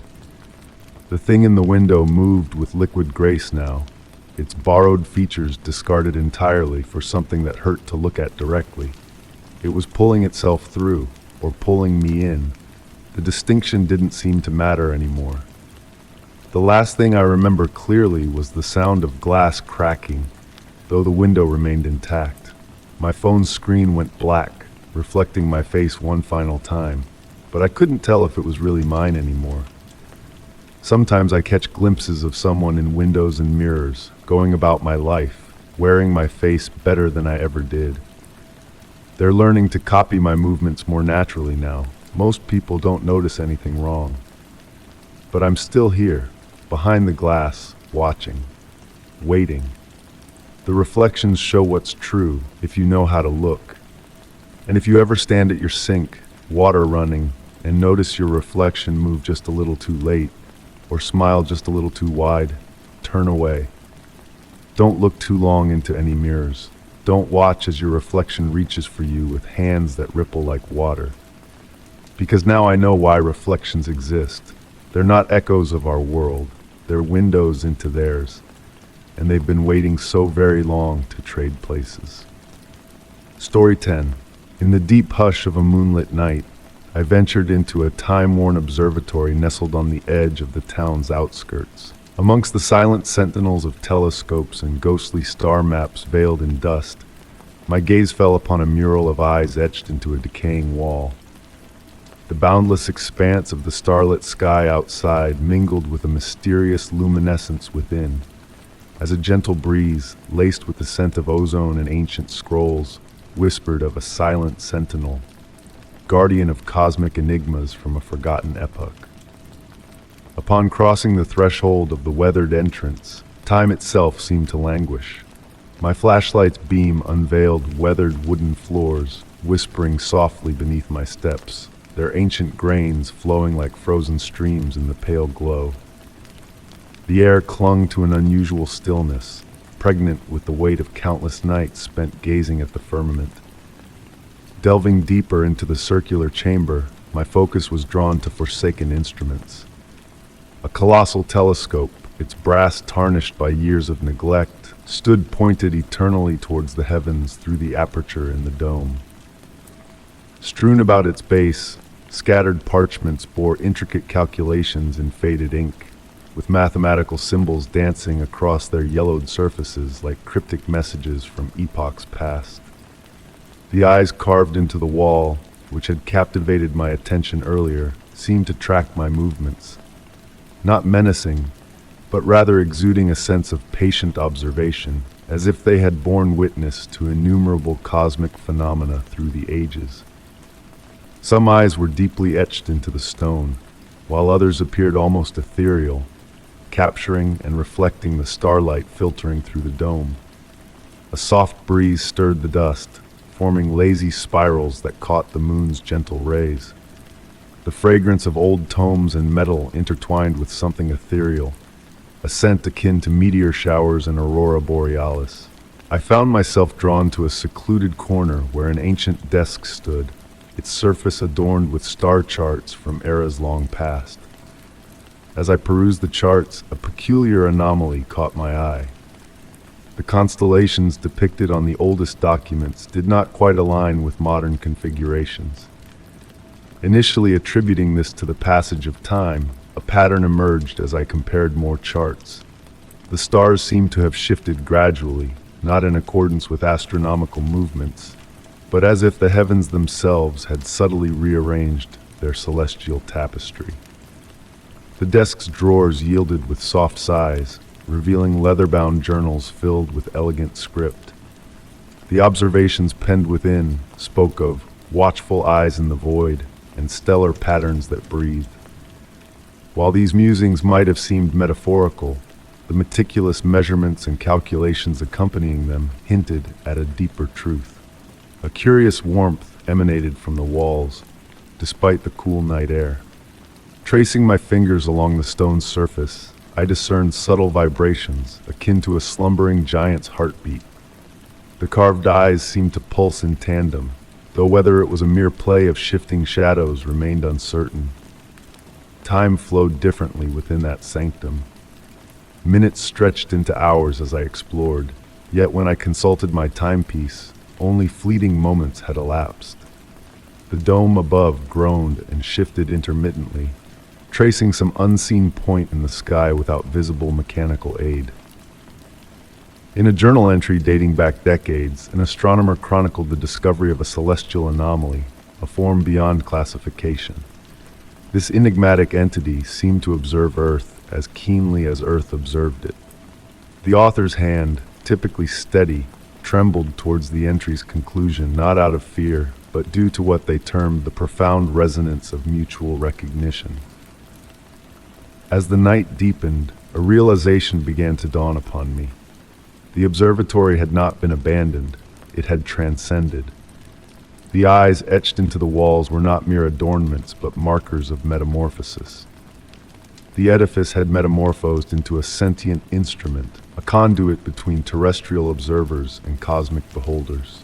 Seated at the ancient desk, I watched as stars pirouetted overhead through the dome's aperture.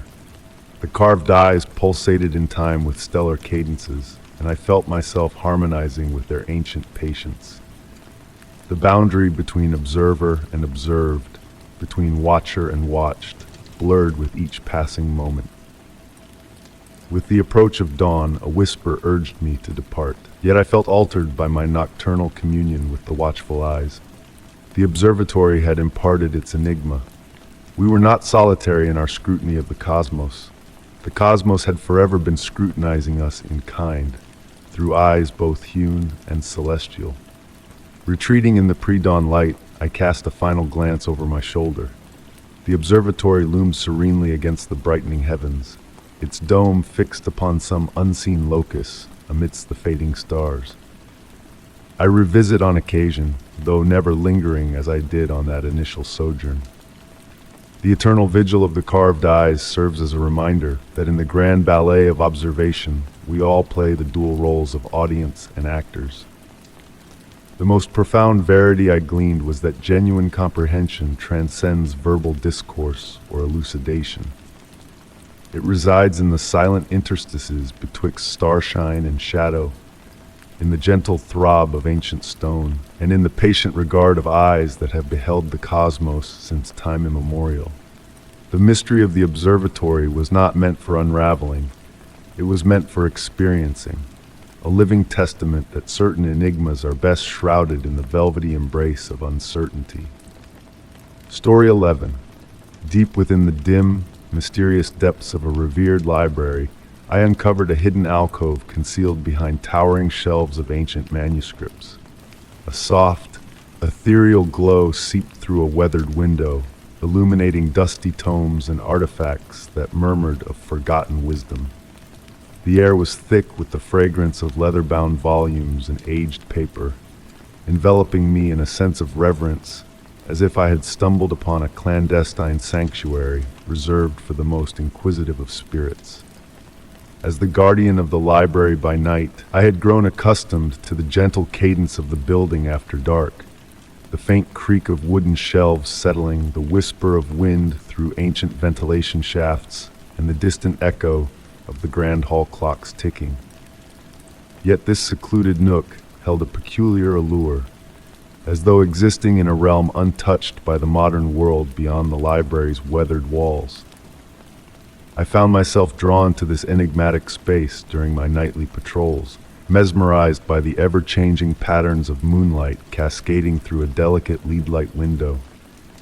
The dancing shadows seemed to weave cryptic symbols on the worn wooden floor, reminiscent of long-forgotten alphabets.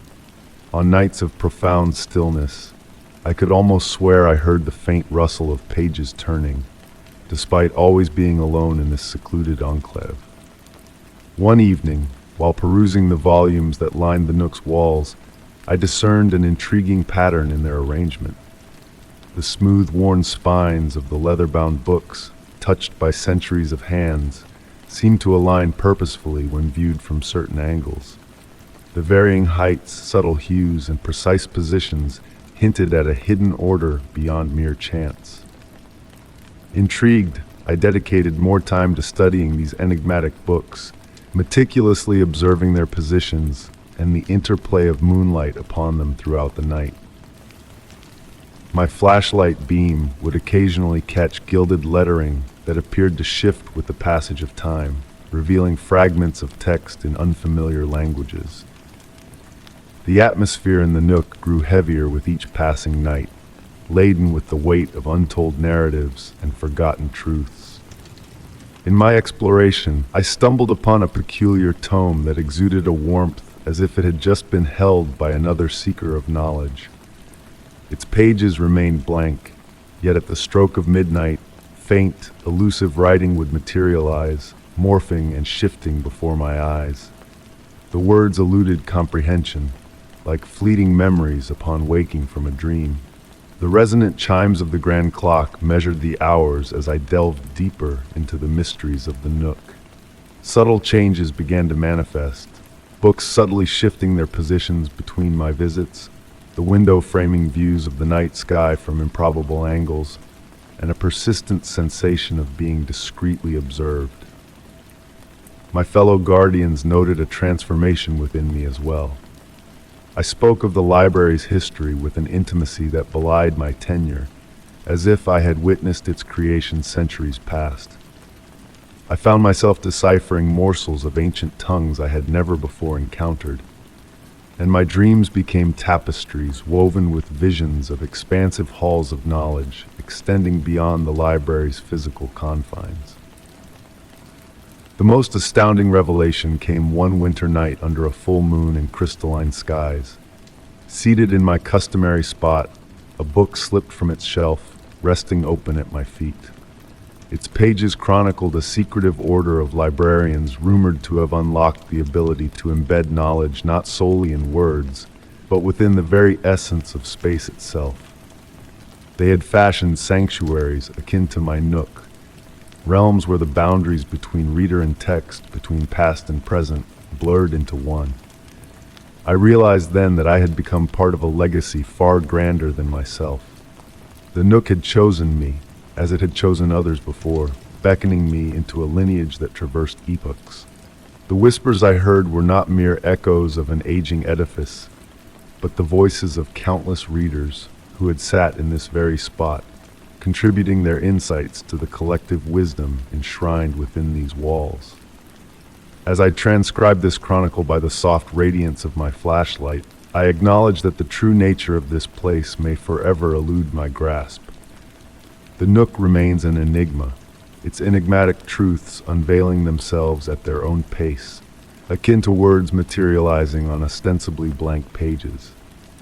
Yet I find solace in the knowledge that within the recesses of this ancient library lies a realm where the boundaries of reality soften, where knowledge flows like a tranquil stream, and where the simple act of reading transcends the confines of time and space.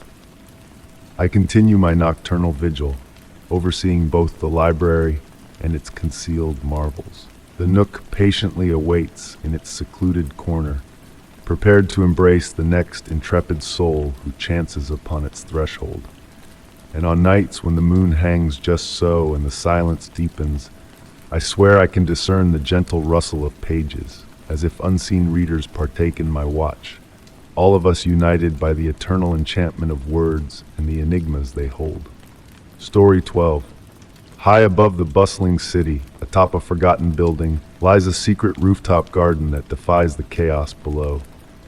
Bathed in the soft glow of hidden lanterns, the garden's vibrant plants and blooming flowers create an ethereal oasis, where the scents of fresh blossoms and city rain mingle in a dance of wonder.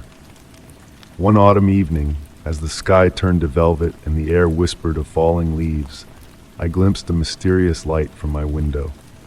It pulsed gently, beckoning me with its enigmatic radiance. Night after night, I found myself drawn to this mystical garden, captivated by its luminescent beauty that seemed to sway with a rhythm all its own. After weeks of silent observation, a hidden stairwell revealed itself to me. The metal door opened with a hushed whisper, unveiling a world suspended between reality and dreams. Mist curled around my feet as I stepped onto weathered wooden planks, each creak releasing the scent of rain-soaked cedar. The garden itself was a marvel beyond words. Unseen flowers swayed in an unseen breeze, their petals emitting a soft glow that painted the air in pastel hues. Ancient lanterns, neither electric nor flame, cast a light reminiscent of starlight on morning dew. As I wandered deeper, the plants seemed to acknowledge my presence, their leaves turning to follow my path. The air filled with the sweet perfume of night-blooming flowers, their shapes shifting and changing like elusive whispers. Beside a small pond, reflections danced in the water, forming patterns that defied logic. Time lost its grip in this enchanted realm, hours passing like fleeting moments. I returned night after night, finding solace in the garden's tranquil embrace. One evening, a weathered stone bench beckoned, adorned with symbols that seemed to tell stories just beyond comprehension. The garden's ambient music, a ghostly melody, played at the edge of perception, emanating from the very essence of the space itself. Occasionally I discovered remnants left by unseen visitors, a glowing button, a warm key, a script that shifted languages before my eyes. These artifacts hinted at a shared secret, yet I remained alone in this mysterious sanctuary. Through changing seasons, the garden bloomed in defiance of nature's laws, a testament to its otherworldly nature. I ceased seeking answers, embracing instead the wonder that enveloped me in this magical haven. Amidst the luminescent blooms, reflections revealed glimpses of other gardens, hidden like precious gems, waiting to be found. I pondered the existence of similar sanctuaries scattered across the world, each calling to souls in need of respite. The gentle pulse of light against the night sky remains a beacon, a reminder that some mysteries are not meant to be unraveled, but cherished. In this sanctuary above the urban sprawl, I've learned that true peace lies in embracing the unknown, in living harmoniously with the questions that dance in the shadows of the night. Story 13. On a hazy afternoon, I set foot into a deserted quarry on the outskirts of a tranquil town. The expansive, empty expanse reverberated with faint, eerie whispers as the wind caressed jagged rocks and concealed crevices. The crisp aroma of aged stone and lingering dampness hung in the air, creating a mystical dialogue between the quarry and time, prompting me to ponder the enigmas witnessed by the silent walls. Progressing deeper into the quarry, my footsteps reverberated softly on weathered stone pathways. Each footfall stirred up wisps of pale dust that pirouetted in the muted light filtering through the cloudy sky. The atmosphere grew noticeably cooler as I descended, carrying a mysterious sweetness that evoked memories of rain-kissed flowers. Abandoned places had always captivated me, yet this quarry held a unique allure, a gentle throb of energy seeming to radiate from its very core. The towering stone walls, resembling ancient sentinels around me, bore the marks of countless years of human toil, yet now whispered of something far more ancient, far more profound. Turning a corner, a peculiar sight caught my eye. Nestled against a wall, partially concealed by a curtain of climbing vines, stood an ancient wooden door. Its surface, weathered to a soft gray, appeared remarkably well preserved despite its age. What struck me most was not the door's unexpected presence, but the rhythmic movement of the vines surrounding it, not swayed by the wind, but undulating in a slow, deliberate manner, akin to breathing. Approaching the door cautiously, my fingertips grazed the cool stone wall beside it.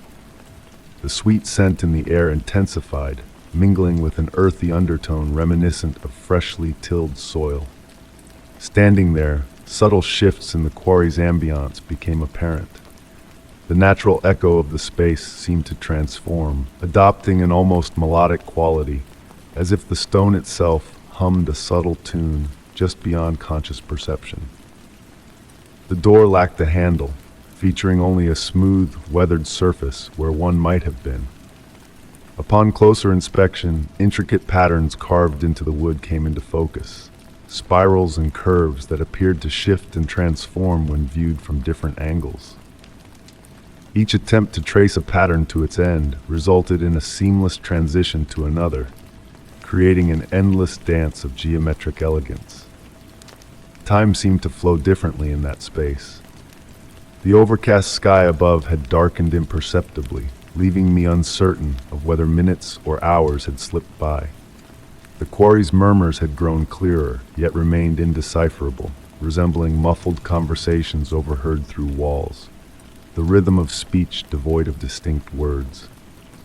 Finding myself seated on a smooth boulder near the door, I became entranced by the gentle sway of the vines and the steady pulse of energy permeating the place.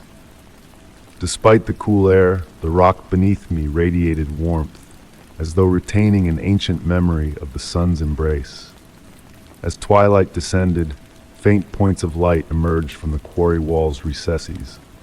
Though dim, they moved purposefully, akin to stars shifting in a stone sky. Their movements mirrored the carvings on the wooden door, forming a silent dialogue between light and shadow. The sweet fragrance intensified, accompanied by a sensation of weightlessness, as if the air had thickened to cradle my body. The quarry's murmurs evolved into a serene symphony of stone and wind, punctuated by sounds suggestive of footsteps or heartbeats, or perhaps both. Upon rising to depart, a change caught my eye. The door, though still present, appeared to have shifted slightly, emitting a faint line of warm light along its edge. The vines continued their gentle undulations, now seeming to elongate gradually, extending delicate tendrils toward me that glowed faintly in the encroaching darkness. That day I refrained from touching the door, yet I have revisited the quarry many times since. Sometimes I spend hours observing the interplay of light and shadow, listening to the stone's murmured confidences. The door remains static, neither opening nor closing, yet constantly altering in subtle ways that elude precise description. What secrets lie beyond it? The question lingers in my thoughts during quiet moments, yet I have come to accept that certain enigmas are destined to remain unsolved. The quarry safeguards its mysteries, divulging them solely through whispers and clues, in the gentle dance of vines and the muted glow of hidden lights. Perhaps the true enchantment lies not in unveiling what lies beyond the door, but in serenely contemplating its existence. In dreams, I often return to that spot, sensing the warm stone beneath me and the cool caress of the breeze.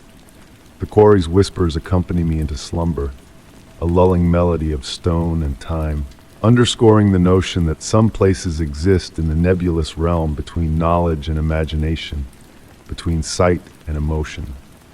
The door lingers, ensconced amidst breathing vines, neither beckoning nor repelling entry, and the quarry sustains its ancient dialogue with time, communicating through whispers and lights, through shadows and scents, narrating tales to those willing to listen with an open heart and a tranquil mind. Story 14. Late at night, I found myself meandering into an abandoned arcade on the outskirts of the city. The neon signs flickered intermittently, casting a soft glow over the dusty game machines.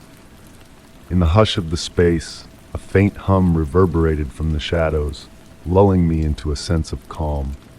The air was tinged with the lingering essence of stale popcorn and forgotten thrill, as if the arcade held on to echoes of joy and wistful reminiscences.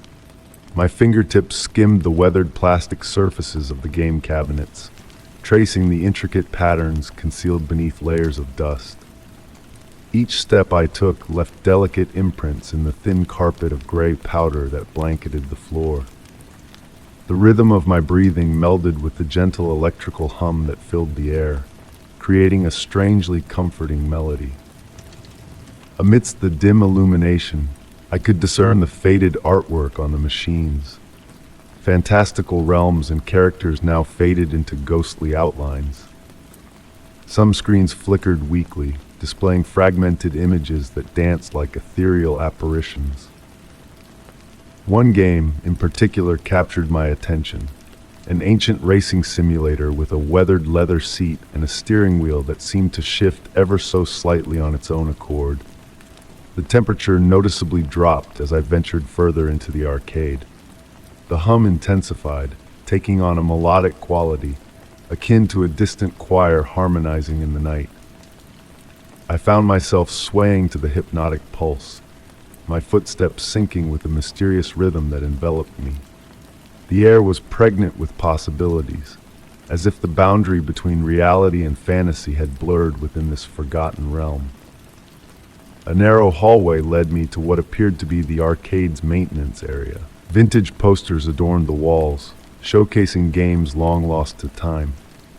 Each step I took elicited whispers from the aged floorboards, adding their voice to the enigmatic symphony of the arcade. The hum seemed to react to my presence, its tone and intensity shifting as I progressed. At the end of the hallway loomed an ancient wooden door, its peeling paint resembling intricate circuit patterns.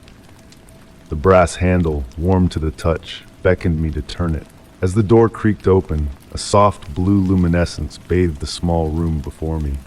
Motherboards adorned the walls, their LED lights blinking in patterns that hinted at hidden meanings. At the room's center sat an archaic computer terminal, its screen alive with scrolling text that teased comprehension. The characters on the screen appeared to blend game code with something deeper, something ancient and profound. The hum emanated from the machine, its pulsating waves causing dust particles to dance in the air like celestial bodies. Seated in the antiquated operator's chair, I was drawn to the mesmerizing display before me. The text on the screen began to form patterns that almost made sense, akin to recalling a fading dream. My fingers hovered over the aged keyboard, and instinctively, I began to type. The hum adjusted its cadence to match the rhythm of my keystrokes, creating a harmonious duet between man and machine. Time lost its grip in that secluded chamber. The blue light seemed to seep into my very essence, while the hum reverberated in my bones. I transcribed what felt like ancient chronicles, unrealized game worlds, and forgotten dreams. The machine reciprocated with its own narratives, conveyed through fragments of code and bursts of static that inexplicably coalesced into coherence. Upon rising from the chair, my limbs felt stiff, the passage of time a nebulous concept. The hum had intertwined itself so seamlessly with my being that I only noticed its nuances through subtle fluctuations. The arcade no longer felt forsaken but expectant. The game cabinets stood sentinel in silence, their screens offering glimpses of nascent realms awaiting creation. Tracing my steps back through the arcade, I felt a surge of electricity with each touch, as if the machines acknowledged my presence with silent reverence.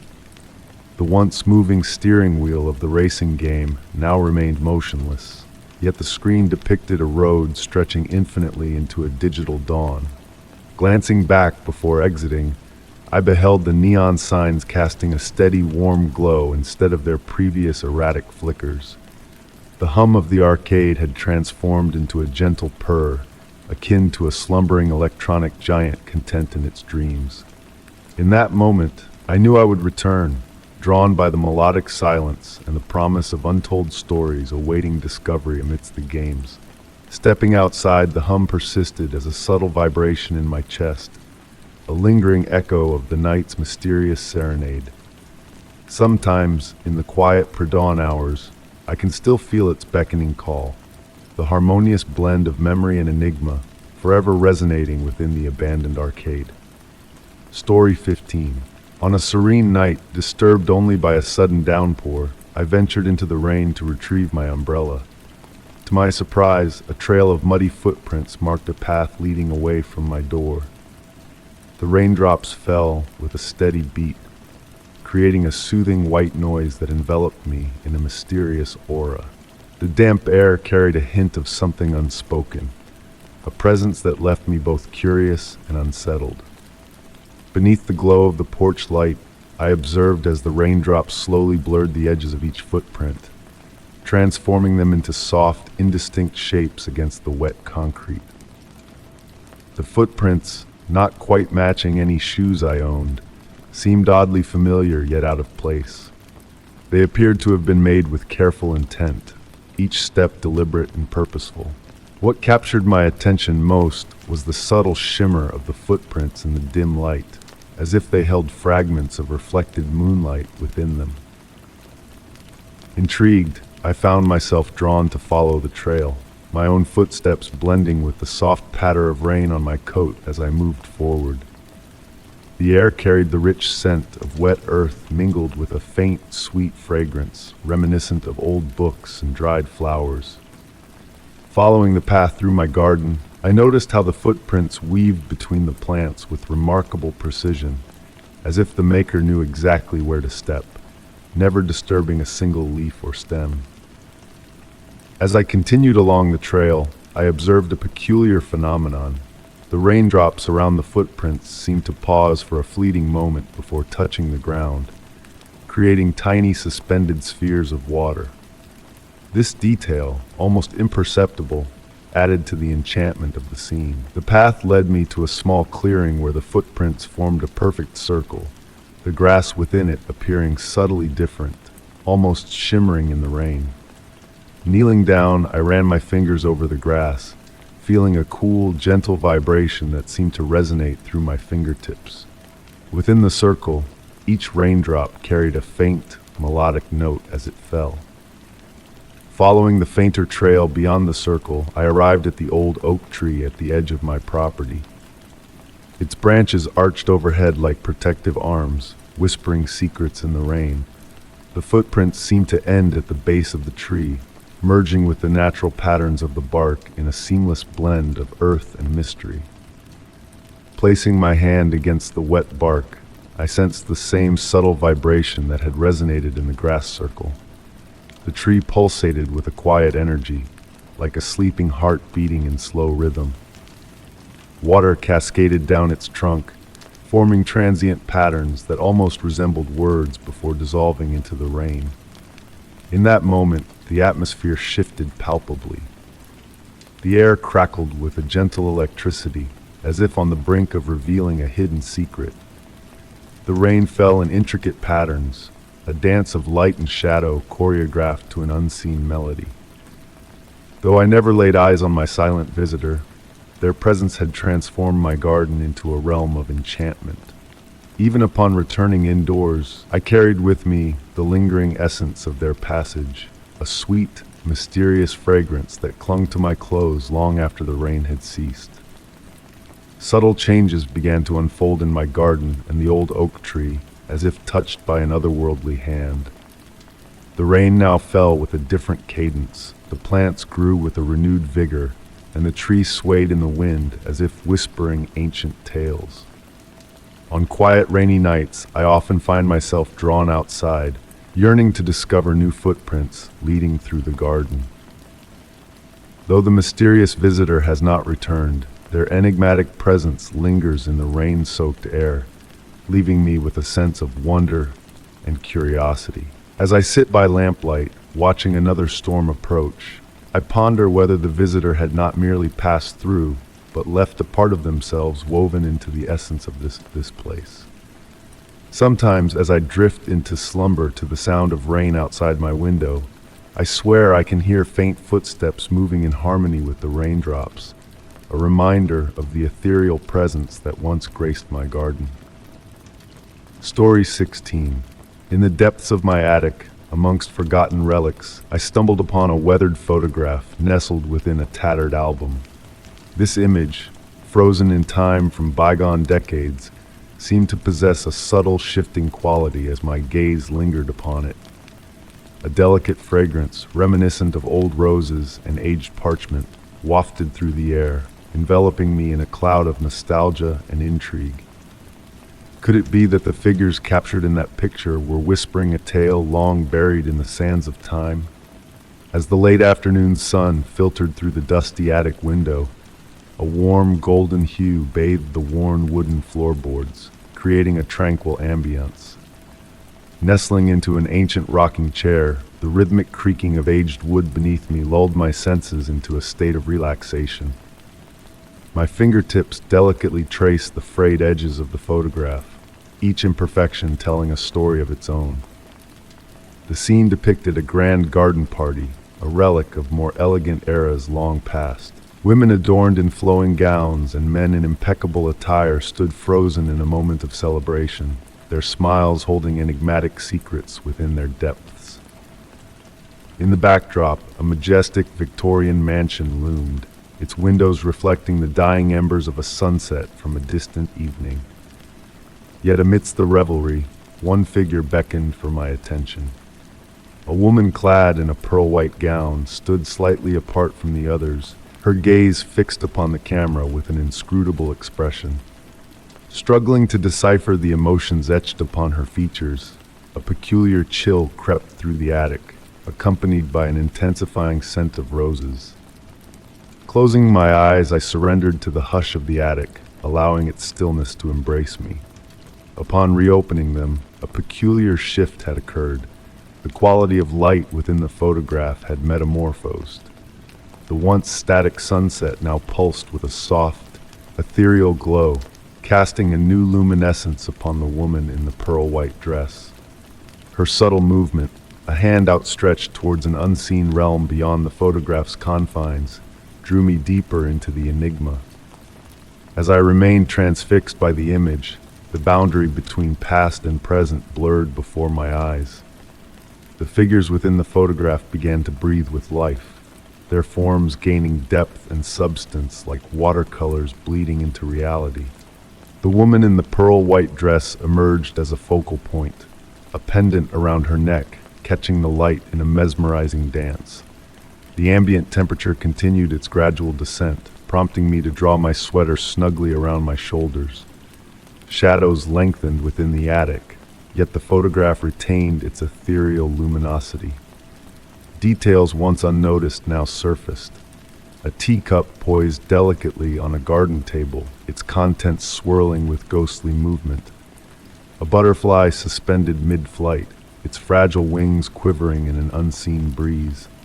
Time itself ebbed and flowed as I remained ensconced in the rocking chair, swaying gently. The woman's eyes locked with mine across the expanse of years, conveying an unspoken message that resonated within the chamber of my soul. Her pendant gleamed, mirroring one long forgotten from my grandmother's jewelry box, prompting a realization that brushed against my consciousness like a whispered secret. Nightfall descended outside the attic window, casting a dim veil over the room. The figures in the photograph stilled, the soft glow fading, and the distant strains of music retreated like a receding tide. Only the lingering scent of roses remained, mingling with the mustiness of the attic, a bittersweet reminder of fleeting moments. With utmost care, I returned the photograph to its rightful place within the album, knowing that its mysteries awaited another day of exploration. Descending the attic stairs, the weight of my grandmother's pendant rested against my chest, a silent reminder of the interconnectedness of past and present. In the quiet of the evening, a phantom waltz danced at the edge of my perception, evoking a sense of timeless longing. Certain questions, I realized, are best left to linger as gentle enigmas, drifting within the realm between reality and imagination. The woman in the pearl-white dress had imparted her secret to me, a fragment of a tale lost to the sands of time. Such stories, like photographs brought to life in moments of serenity, fade once more into the tapestry of memory, leaving behind a sense of wonder and contemplation. Story 17. In the quiet depths of a local thrift store, my fingers brushed against a dusty box of forgotten art supplies. Among the relics of creativity, I uncovered a weathered sketchbook, its pages filled with intricate blueprints of an enigmatic structure. Each line, delicately drawn with the scent of graphite and aged paper, whispered of a hidden purpose beyond comprehension. Night after night, I found myself immersed in the study of these mysterious designs, in the soft glow of my dimly lit sanctuary. The rain's gentle patter on my window served as a tranquil symphony, as my fingertips traced the enigmatic curves and angles that defied architectural norms. As I delved deeper into the blueprints, peculiar details emerged, challenging the boundaries of logic and reality. Corridors twisted upon themselves, staircases led to impossible rooms, and windows captured light in ways that defied mathematical explanation. Yet, amidst the bewildering geometry, precise measurements and cryptic notes in faded ink adorned the pages, hinting at a deeper understanding waiting to be unraveled. The marginal musings spoke of threshold spaces and liminal architecture, inviting my mind to wander into realms of contemplation. During the hushed hours of night, I sketched my interpretations of these designs, seeking to grasp the essence of their ethereal beauty. The scratch of my pencil on paper became a meditative rhythm, transporting me beyond the confines of time and space. With each stroke of my hand, the boundaries of my perception shifted. Shadows danced with newfound depth, and the corners of my home whispered secrets of unseen dimensions. One serene night, bathed in the moon's silver glow, hidden numbers emerged from the intricate patterns on the pages, weaving a cryptic melody in the language of numbers and symbols. In the realm of dreams, I roamed the corridors of the mysterious structure, its shifting architecture a testament to boundless imagination. The central chamber, adorned with celestial symbols and melodic scales, beckoned me with a promise of harmonious resonance in liminal spaces. Each rendition of this chamber in my sketches bore witness to its elusive nature, a place beyond capture. In the stillness of my study, where the shadows played with the moonlight, a realization dawned upon me. The alignment of tree branches' shadows with the enigmatic angles in the blueprints hinted at a hidden harmony a connection between the physical and the unseen. The unknown architect's presence lingered in every stroke, every word penned in faded ink, a silent guide unveiling the mysteries of a world within our world. As I sit now, penning this account by lamplight, the weight of the sketchbook on my desk anchors me to the allure of the unknown.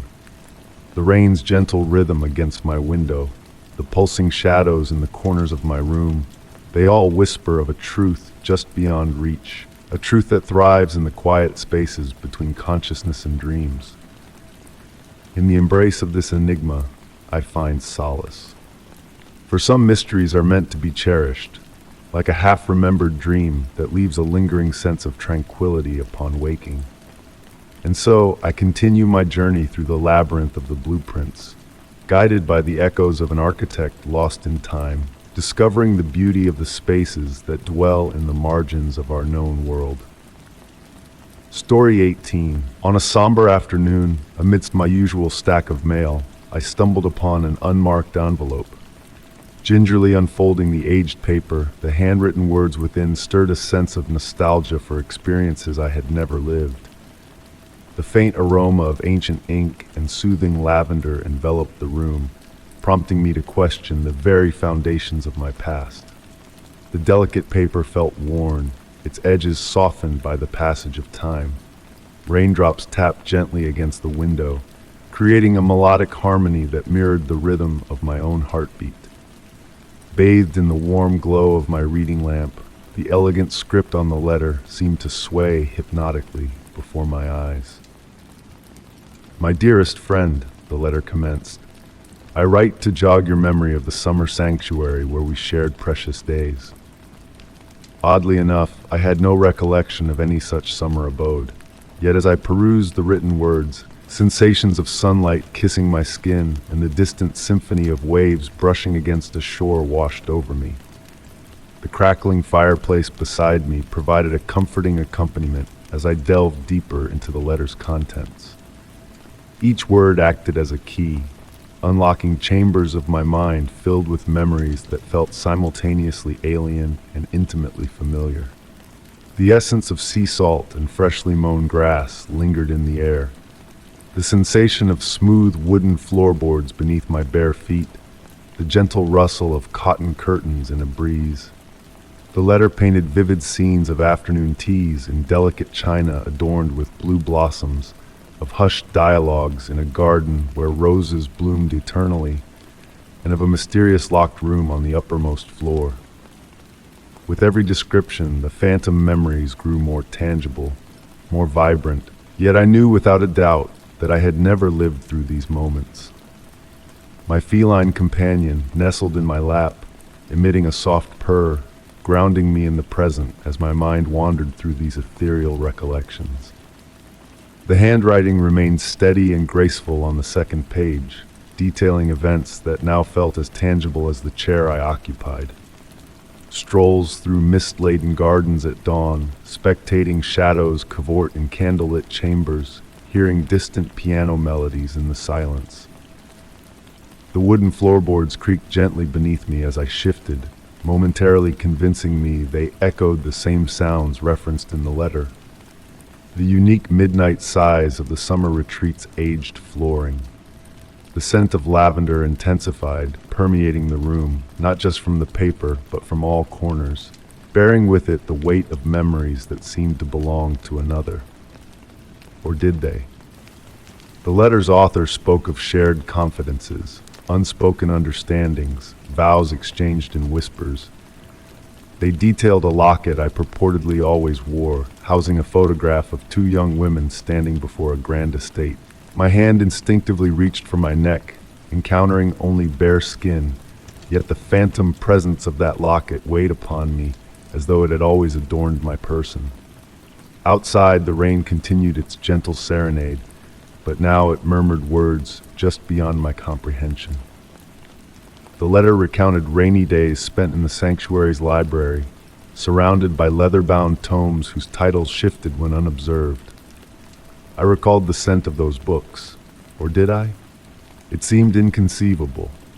Drawing closer to the final page, The handwriting retained its elegance, though the ink appeared to dim, as if the words themselves were fading into memories. The author narrated a pivotal choice we had made together, a decision poised to reshape reality itself. They chronicled a ritual enacted in the garden at the witching hour, under a moon casting shadows in unnatural angles. The letter's conclusion served as both an epilogue and a prologue. Remember, dear friend, that memories flow more fluidly than we presume.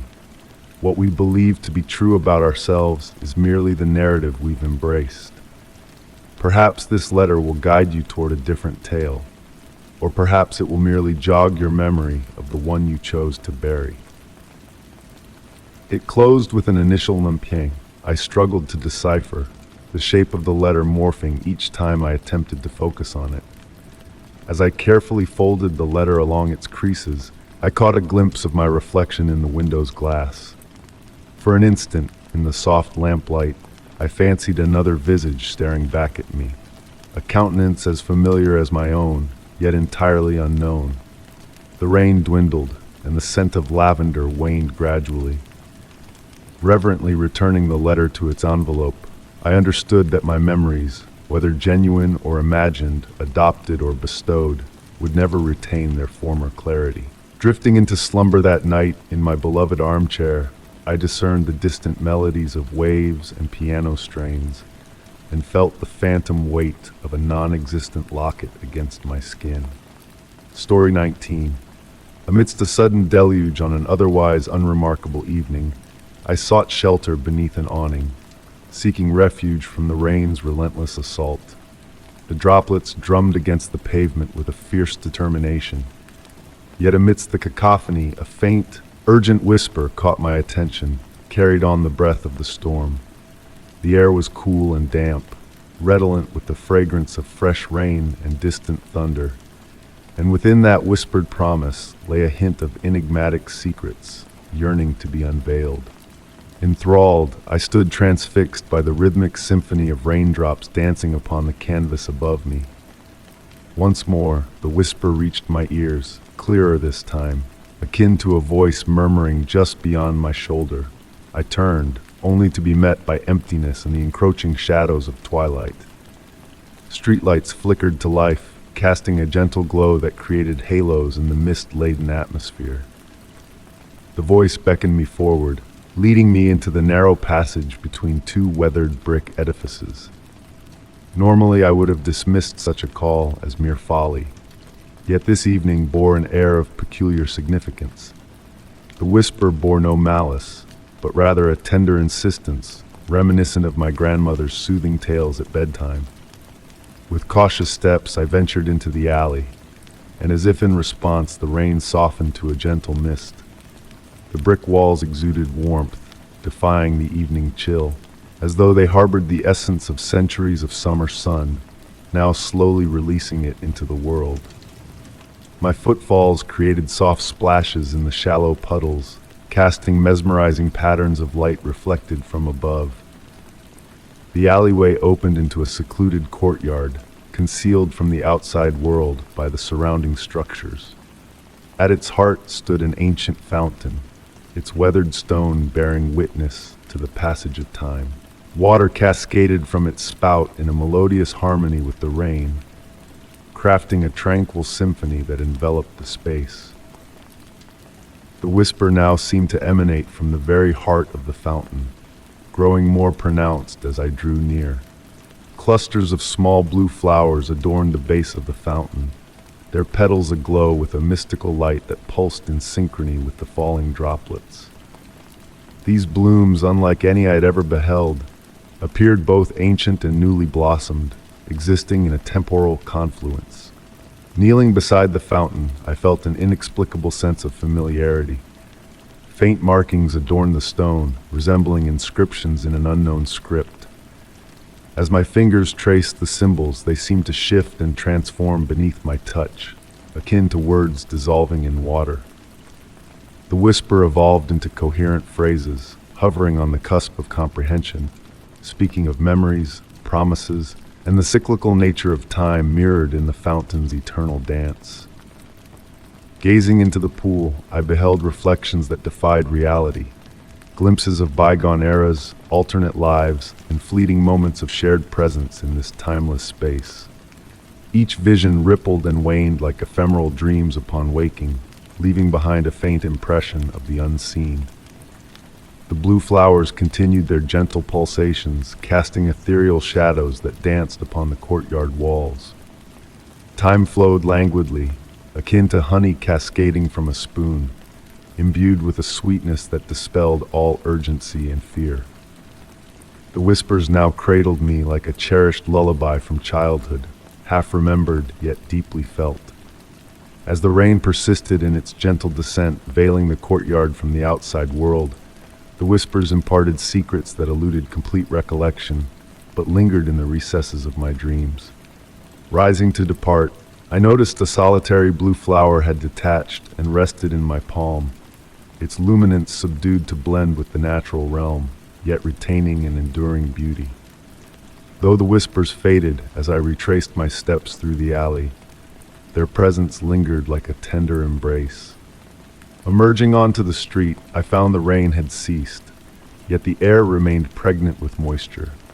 The familiar glow of streetlights illuminated the glistening pavement, and life resumed its customary cadence.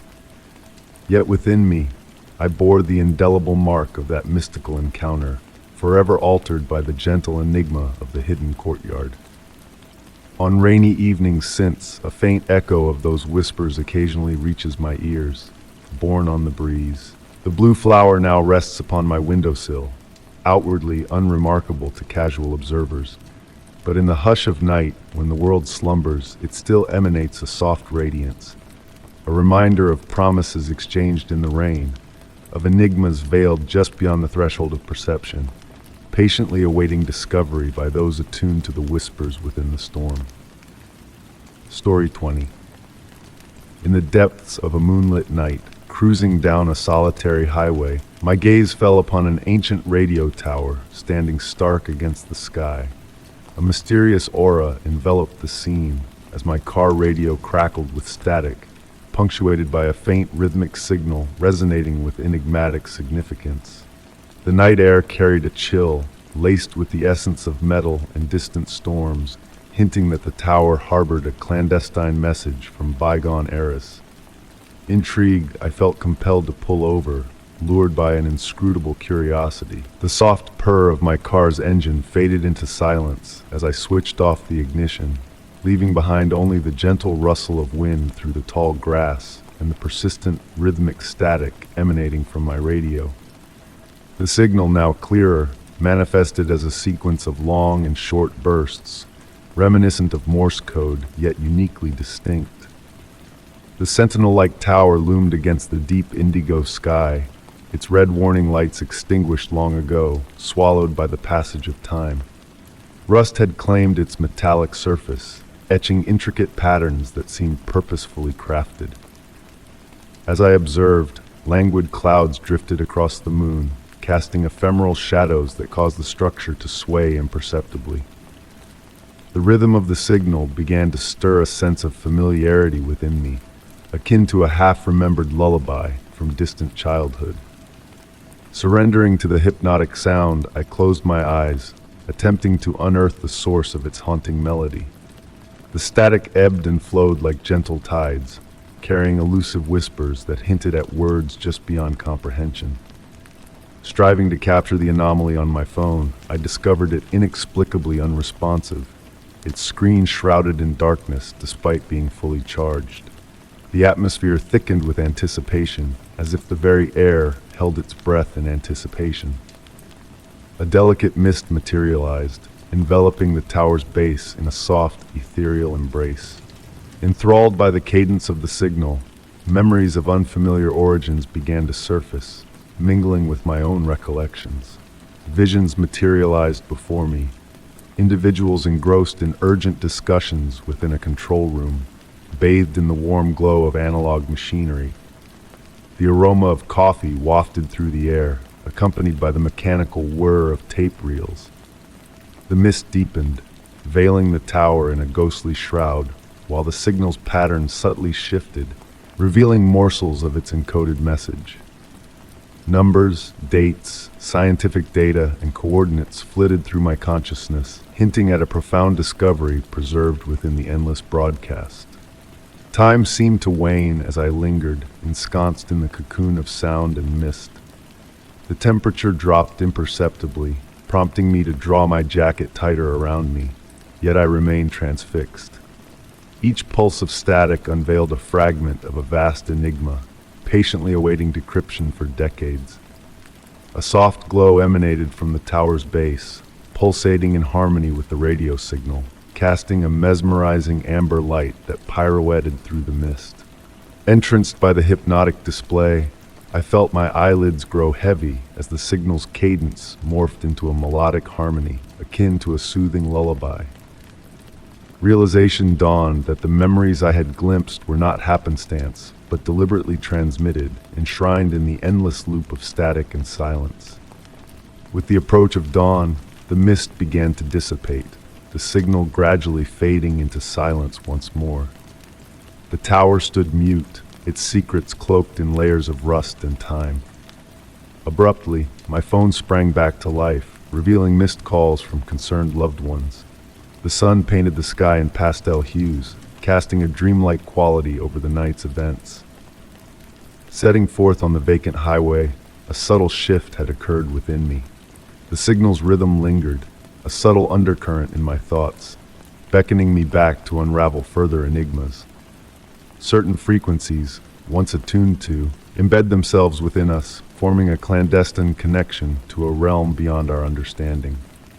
Even now, on tranquil nights when the breeze whispers just so, echoes of that enigmatic signal reverberate amidst the static of radio waves.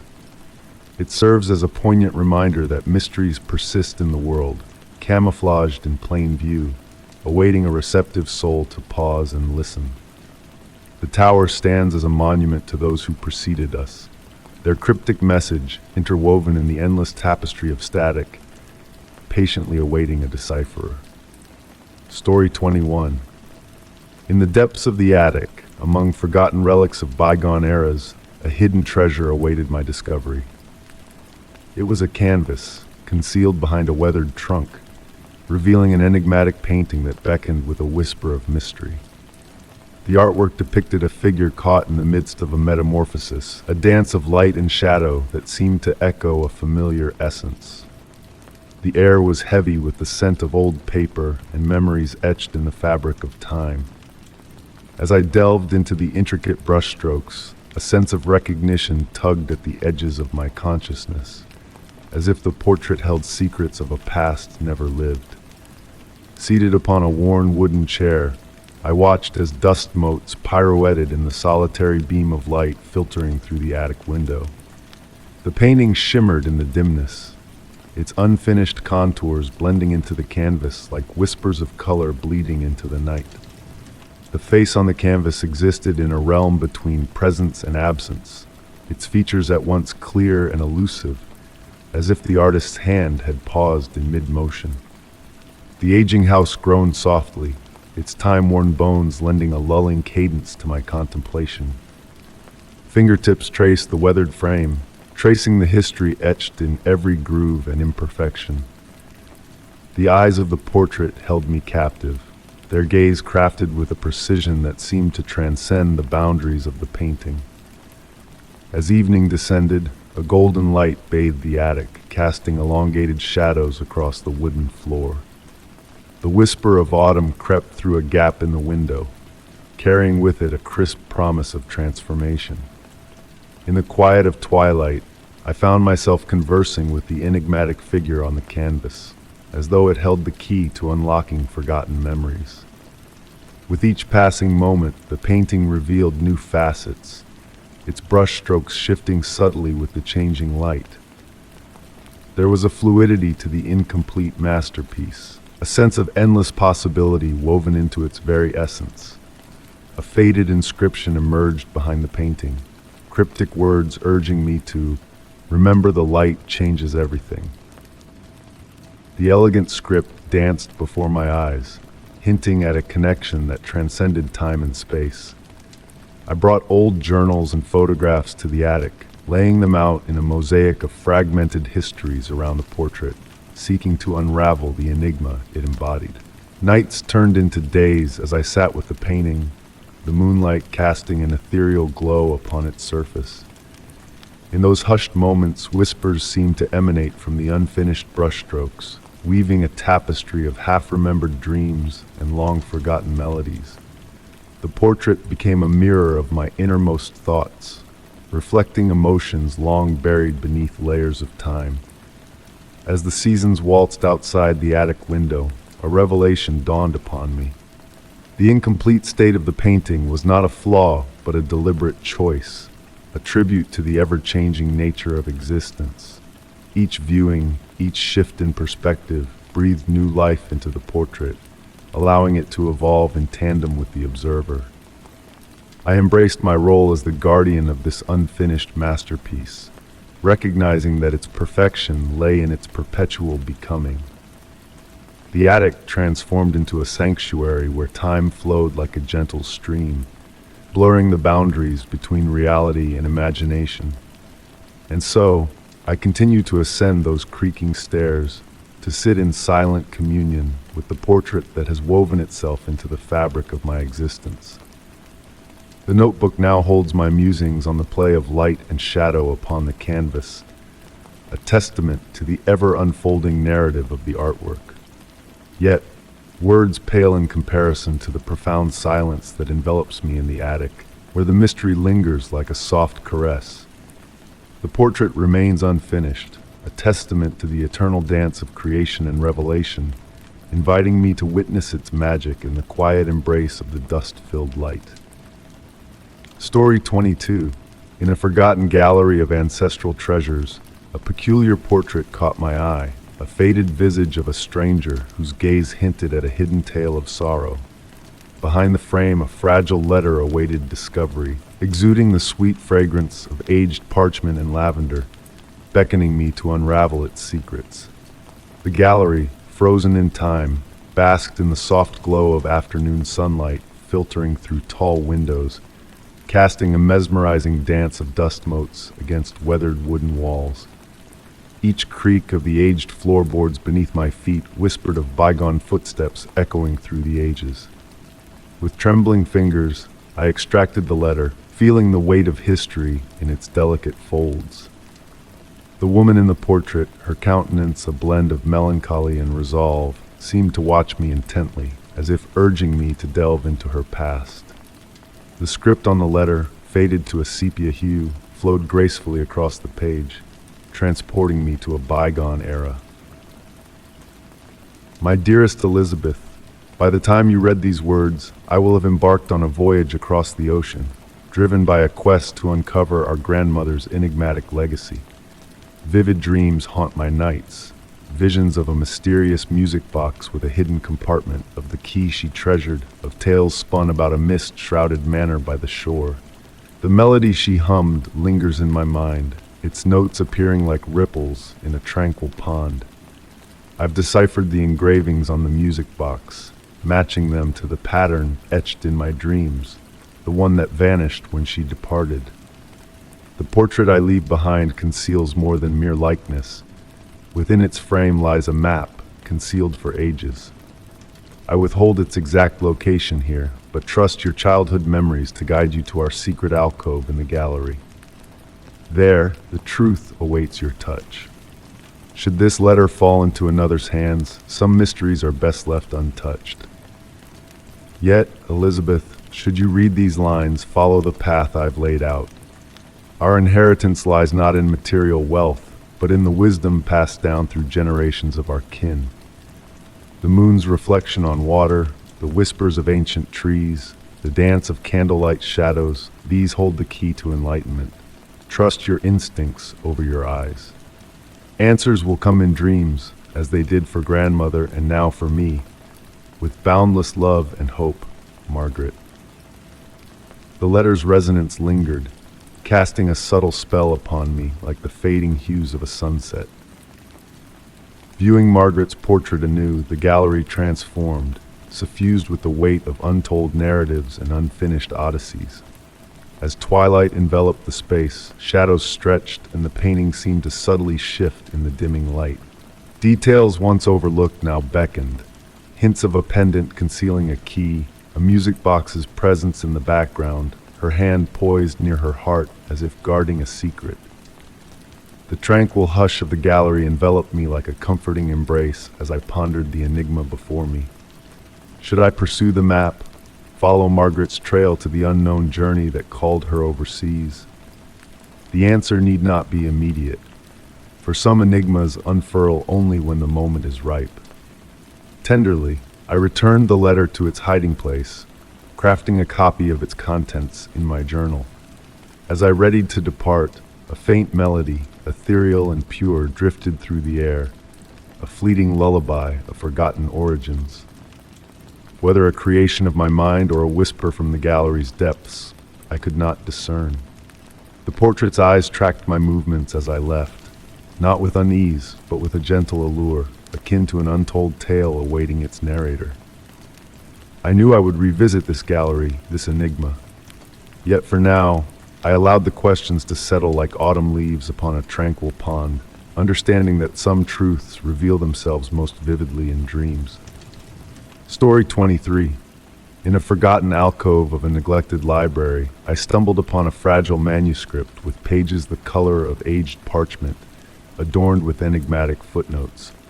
Each tiny annotation, scripted in an unfamiliar hand, hinted at a hidden tale lingering beneath the surface. The musty scent of old paper and ink filled the air, shrouding me in a cloak of intrigue, urging me to unravel the veiled lore woven within. The leather binding whispered softly as I turned each fragile page, my fingertips grazing centuries of gathered dust. While the main text appeared to be a scholarly discourse on medieval folklore, the footnotes whispered a different story. Initially, they began innocently enough, with standard academic citations and brief explanations. However, as I ventured deeper into the manuscript, the annotations underwent a transformation. The script in the margins grew urgent, the ink bleeding darker into the weathered paper. References to obscure texts gave way to personal reflections, then to what appeared to be diary entries. The unknown annotator spoke of eerie echoes in vacant corridors, of shadows dancing in defiance of light, of murmurs that lingered in solitude. Hours slipped away as I immersed myself in that secluded corner of the library, encircled by towering bookshelves that seemed to lean in as if listening to my every breath. The golden glow from the desk lamp bathed the pages in warmth, yet cast deep shadows between the shelves. As twilight approached, those shadows stretched and crept across the floor like inky tendrils. One footnote in particular seized my attention. It made mention of a sequence of numbers resembling dates, yet following no calendar I could discern. Beneath them, in slightly trembling script, were inscribed the words, "The patterns reveal themselves only in darkness. They speak of the realms between seconds, in the intervals where time bends upon itself." As I pondered these enigmatic musings, peculiar occurrences began to manifest in my own life. Books I sought would materialize on my desk, though I had not retrieved them. The library appeared to rearrange itself in my absence, crafting new pathways through the stacks that unfailingly led me back to the manuscript. The rustle of turning pages would drift through the air even when the book lay closed before me. The footnotes grew more personal, as if the annotator sensed they were addressing a future reader, me. They spoke of a burgeoning awareness, a gradual realization that the manuscript transcended mere paper and ink. The annotations had evolved into a conduit, spanning not just pages but epochs, perhaps eons. Time began to lose its grip as I delved deeper into the enigmatic marginalia. The gentle tick of the library clock seemed to slow, then cease altogether. The quality of light remained constant despite the hours I devoted to reading, as if the sun had paused in its celestial journey. I became enveloped in a soft twilight that never quite surrendered to true darkness. The footnotes guided me through a labyrinth of references, each one linking to another in a tapestry of significance. They spoke of ancient civilizations that had unearthed methods to fold time like parchment, of scholars who had deciphered the spaces between words, of libraries that existed simultaneously in myriad moments across history. As I approached the final pages, the annotations adopted a tone of introspection, almost tranquility. The frenzied energy of earlier notes had metamorphosed into a sense of calm acceptance. The ultimate footnote simply stated, "To grasp time, one must first step beyond it. You, the reader of these words, you have already embarked on the journey." When I finally raised my gaze from the manuscript, I sensed a shift in the quality of the silence enveloping me. It felt profound, resonant, as though the very atmosphere throbbed with untold narratives. The shadows amid the shelves no longer seemed vacant, but imbued with gentle motion, akin to curtains swaying in an unseen breeze. Now, I frequent the library daily, though the exact moments of my arrival and departure elude my grasp. The manuscript rests where I first uncovered it, yet its contents morph and evolve with each perusal. Occasionally, I glimpse other readers in the periphery of my vision, scholars from diverse eras, all drawn to the same enigmatic footnotes. We never exchange words, yet their presence lingers like soft echoes in my thoughts. The true essence of the manuscript remains elusive, but I have come to realize that certain mysteries are meant to be experienced rather than unraveled. In those quiet interludes amid the shelves, enveloped by the hushed whispers of ancient pages, I have unearthed a different kind of wisdom, one that resides in the crevices between what we believe we comprehend and what remains veiled. I persist in my reading, and the footnotes persist in guiding me through their intricate maze of meaning. Perhaps one day, you too will chance upon this manuscript. When you do, remember that the most profound enigmas are those that transform us not through revelation, but through the gentle enchantment of contemplation.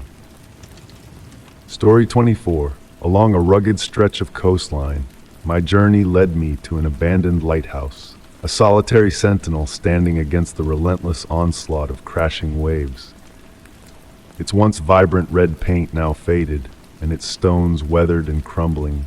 The lighthouse exuded a quiet melancholy, as if it held within its walls the collective sorrow of lost sailors and forgotten dreams. Amidst the howling wind and the tang of salt in the air, a soft, sorrowful whisper seemed to drift out from the ancient structure, a mournful melody carried by the cloak of night. Drawn inexplicably, I pulled my car to a stop, the headlights casting long, eerie shadows along the worn path that beckoned me towards the lighthouse. Each step I took on the gravelly ground was deliberate, the evening air heavy with a sense of foreboding, laden with the weight of memories long past. As twilight descended, delicate wisps of mist curled around the base of the tower, like ghostly tendrils reaching upwards into the darkening sky. To my surprise, the door yielded easily to my touch, swinging open with a mournful creak that blended seamlessly with the whispering breeze. Stepping inside, I was enveloped in a thick atmosphere, redolent of aged wood and sea salt, tinged with a hint of something sweeter, perhaps the lingering essence of lamp oil from bygone years.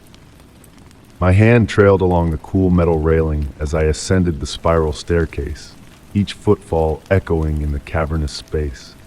The wooden steps, worn smooth by the passage of countless souls before me, creaked softly in acknowledgement of my presence. Through salt-encrusted windows, I glimpsed the deepening hues of the sky, pulsating with a mystical energy that seemed to transcend the ordinary realm. Just below the lantern room, the keeper's quarters lay suspended in time, dust motes dancing in the beam of my flashlight like celestial bodies in a cosmic ballet. A weathered logbook lay open on a simple desk, its pages yellowed with age, the last entry a testament to years long past. Yet it was the gentle rocking of a chair by the window that captured my attention, its subtle motion defying the stillness of the air. And as my gaze wandered, I noticed the walls adorned with dozens of photographs, each depicting the lighthouse in various lights and seasons, always with the same figure gracing the scene. A woman in a flowing dress, her gaze fixed upon the endless expanse of the sea, her presence a timeless echo of yearning and watchfulness. The whispering grew more insistent as I climbed towards the lantern room, a haunting refrain that tugged at my heartstrings with its undercurrent of longing and patience. And there, amidst the pristine prisms of the massive Fresnel lens, I bore witness to a sight both ethereal and poignant. As the remnants of twilight refracted into a kaleidoscope of colors, a haunting melody began to fill the space, its crystalline notes pure and haunting. Tears welled in my eyes at the sheer beauty of the music, yet they were tinged with a profound sadness that gripped my soul. It spoke of nights without end, of ships lost to the abyss, of a love that transcended even the veil of death. A sudden chill descended, and I sensed a presence beside me, the air suffused with a fragrant blend of lavender and sea spray. In the reflection of the lens, I caught a fleeting glimpse of a woman in a pale gown, her eyes fixed upon the distant horizon. But when I turned, she was gone, leaving only the haunting echoes of her song intertwined with the whispering wind.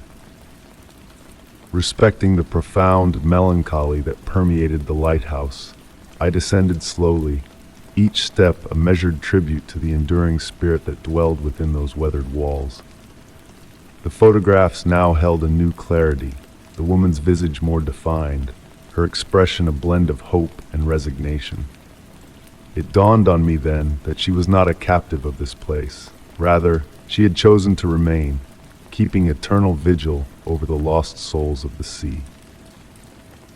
Seated once more in my car, I gazed up at the first twinkling stars above the lighthouse, the whisper still lingering in the air, no longer a source of mystery but a gentle reminder. It whispered of love that transcends time, of duties that defy even death itself. And on quiet nights, when the wind carries a certain cadence, I find myself transported back to that haunting melody, a tribute to the woman who stands sentinel in her lantern room, a beacon of light in the darkness. Haunted not by fear but by a sense of reverence, I have come to understand that some places exist not to terrify but to illuminate the enduring power of love, duty, and memory. They echo through the ages with the softness of a whispered lullaby, a reminder that even in the vast expanse of eternity, some bonds remain unbroken, some promises unfulfilled, and some souls forever tethered to the shores of time. Story 25. Amid a solitary stroll near the edge of a dense forest, a faint, almost imperceptible howl startled me, sending shivers down my spine. The air was infused with the crisp scent of pine and damp earth, creating an atmosphere of serene mystery. Peering into the shadowy woods, I felt a strange pull, urging me to explore the secrets hidden just beyond the veil of light. Sunlight filtered through the canopy above, casting a mesmerizing pattern of dappled shadows on the forest floor, guiding my path deeper into the unknown. Each step I took was accompanied by the satisfying crunch of leaves and twigs underfoot, leading me further into the heart of the forest. The air grew heavy with the scent of moss and decay, yet there was a peculiar freshness to it, as if the earth itself whispered ancient secrets into the wind. Driven by an insatiable curiosity, I pressed on, the outside world fading into a distant memory with each passing moment. The rustling of leaves in the gentle breeze became a soothing symphony, lulling me into a tranquil state of mind. Occasionally, fleeting movements caught my eye, only to vanish when I turned to investigate, leaving behind nothing but swaying branches and elusive shadows. The howl echoed once more, its ethereal quality almost melodic, blending seamlessly with the whispering of the wind. A profound stillness settled over the forest, as if nature itself held its breath in anticipation.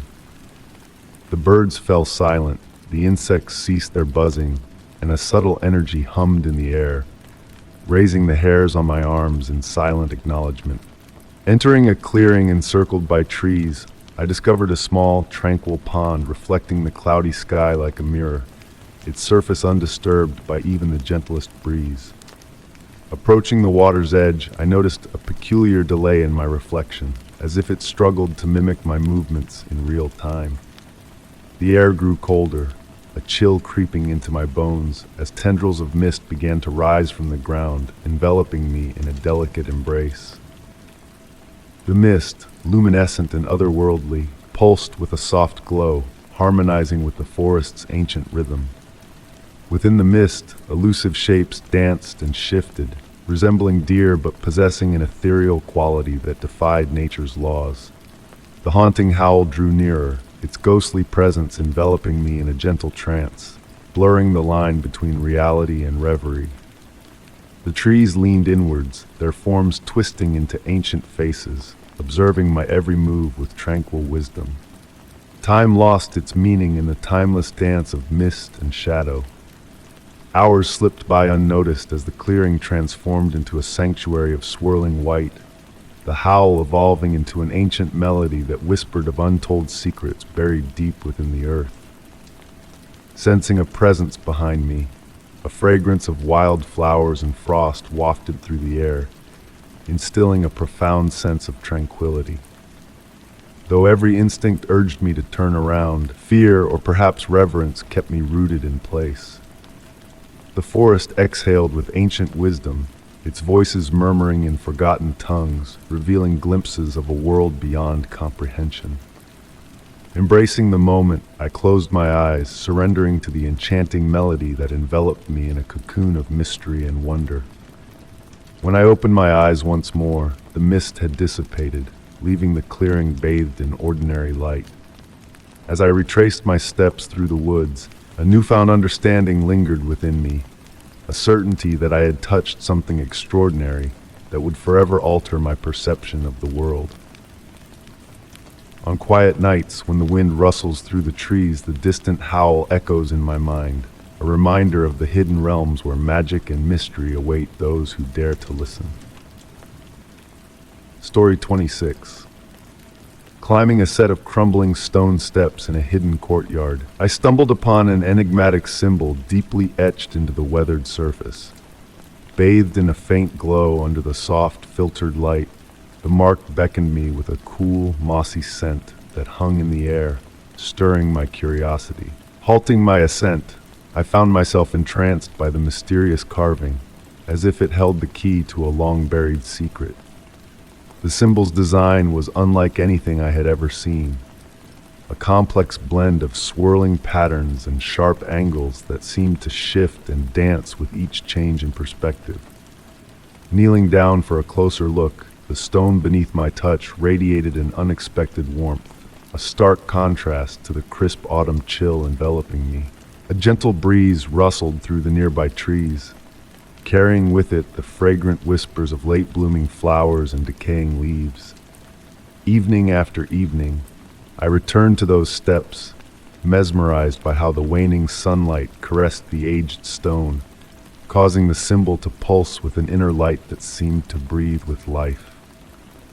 The more I studied it, the more peculiar details of the courtyard revealed themselves to me. The ivy creeping along the walls seemed to shy away from the marked step, creating a perfect circle of exposed stone. And on nights of profound stillness, a faint humming hummed from beneath the ground, a haunting melody akin to the delicate chime of crystal glasses. One twilight, I brought along my sketchbook to capture the symbol's essence. As my hand glided across the paper, tracing its intricate lines, I felt a strange certainty guiding my movements, as if unseen hands were leading the way. The resulting drawing unveiled hidden details, minuscule markings surrounding the main symbol, forming what appeared to be cryptic words in an unfamiliar script. Oddly enough, upon my return the following day, these additional markings had shifted ever so slightly, like stars in a slow celestial dance across the night sky. As autumn faded into winter, I timed my visits to align with the setting sun, bathing the courtyard in a golden glow. In that ephemeral light, a revelation awaited me. When the sun cast its rays at just the right angle, the symbol's shadow stretched across the courtyard, pointing toward a small alcove previously overlooked.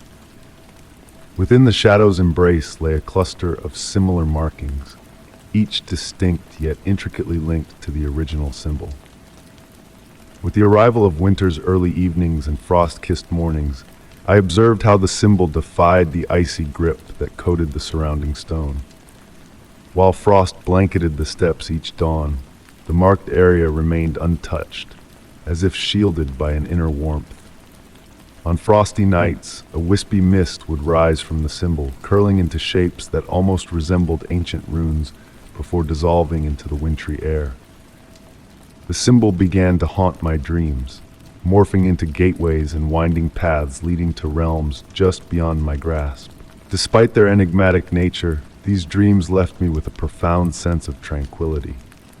In waking hours, a melody foreign to my ears lingered on my lips, a soft, rolling tune evoking the whispers of distant waves and the rustle of ancient trees in the wind. One twilight, as I sat upon the steps watching daylight fade, an elderly woman materialized in the courtyard. Her movements exuded a quiet elegance, her silver hair capturing the fading light like spun moonbeams. Without a word, she joined me, tracing the symbol with her weathered finger. The familiar hum grew louder, and for a fleeting moment, the air shimmered with myriad points of light, as if stars had descended to earth. But when I turned to address her, she vanished as silently as she had arrived, leaving behind only a sense of profound connection to something ancient and vast. In her absence, a smooth stone lay in her place, perfectly fitting in my palm. Holding it up to the fading light, I discovered a miniature version of the symbol etched into its surface. And so I continue my daily pilgrimages to the steps, the stone a talisman in my pocket. The mystery of the symbol remains unsolved, yet I've come to realize that some enigmas are meant to be felt rather than unraveled, experienced rather than dissected. The mark upon the weathered stone has transformed into a gateway of contemplation, a gentle reminder that within the familiar hides magic and mystery, awaiting those who pause long enough to perceive it. In the hushed moments between day and night, I hear the old woman's voice carried by the evening breeze, humming that haunting, beautiful melody. Though the full meaning of the symbol eludes me, I find solace in its presence, a poignant reminder that not all mysteries demand solutions to be cherished. Story 27. On a serene afternoon stroll through an abandoned courtyard, a captivating fragrance filled the air, a blend of exotic spices and aged stone that lingered like a secret message.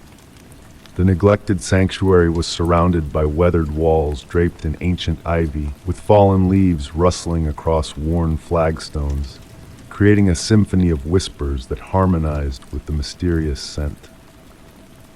The late afternoon sunlight filtered through the canopy above, casting intricate shadows that danced slowly on the ground. With each step, the pull towards the source of the alluring aroma grew stronger, leading me to a corner where an old wooden door stood, its surface etched with faded patterns.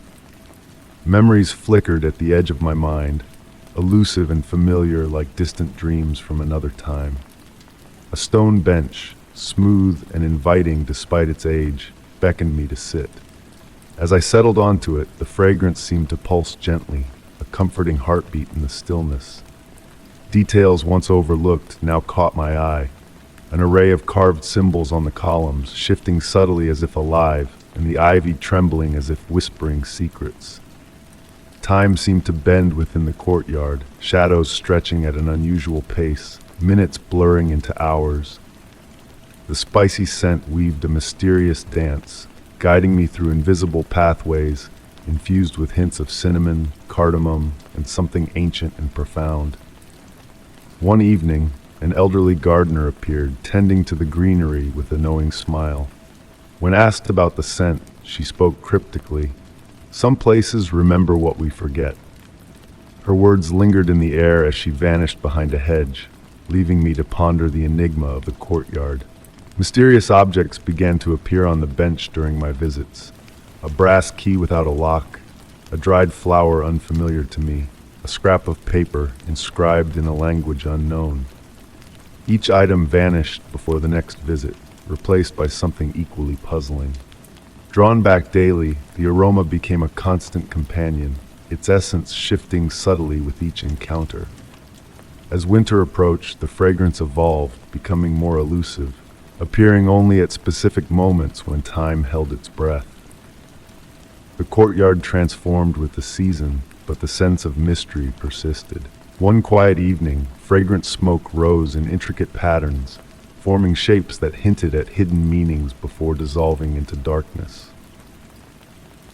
Reaching out to touch the smoke, I felt a warmth that connected me to something ancient and vast. Images of past visitors flashed through my mind, their stories blending with mine in a tapestry of shared experiences that transcended time. The spicy scent, now a familiar presence, continued to intrigue and mystify, shifting and evolving with the changing seasons. In the quiet moments on the ancient bench, breathing in the enigmatic aroma, I pondered the nature of the mystery that surrounded me. Some secrets, it seemed, were meant to be experienced rather than solved, to be embraced and carried like precious treasures. The gardener's words echoed in my mind. Some places remember what we've forgotten. Perhaps it wasn't the place remembering, but the memories themselves seeking someone to share their untold stories. And so I returned to the courtyard, a willing listener to the whispers of the past, the fragrance, a timeless reminder of mysteries waiting to be unraveled. Story 28. As the night embraced the nearly empty subway car, a heavy air lingered, wrapping around the solitary figure in the far corner. The train's rhythmic clacking against the dark tunnels seemed to echo louder than usual, each sound a whisper of mystery. My gaze was drawn to the figure, their eyes fixed on me with a silent intensity that sent shivers down my spine. The mingled scents of sweat and stale air filled the atmosphere, adding to the eerie sensation of being watched.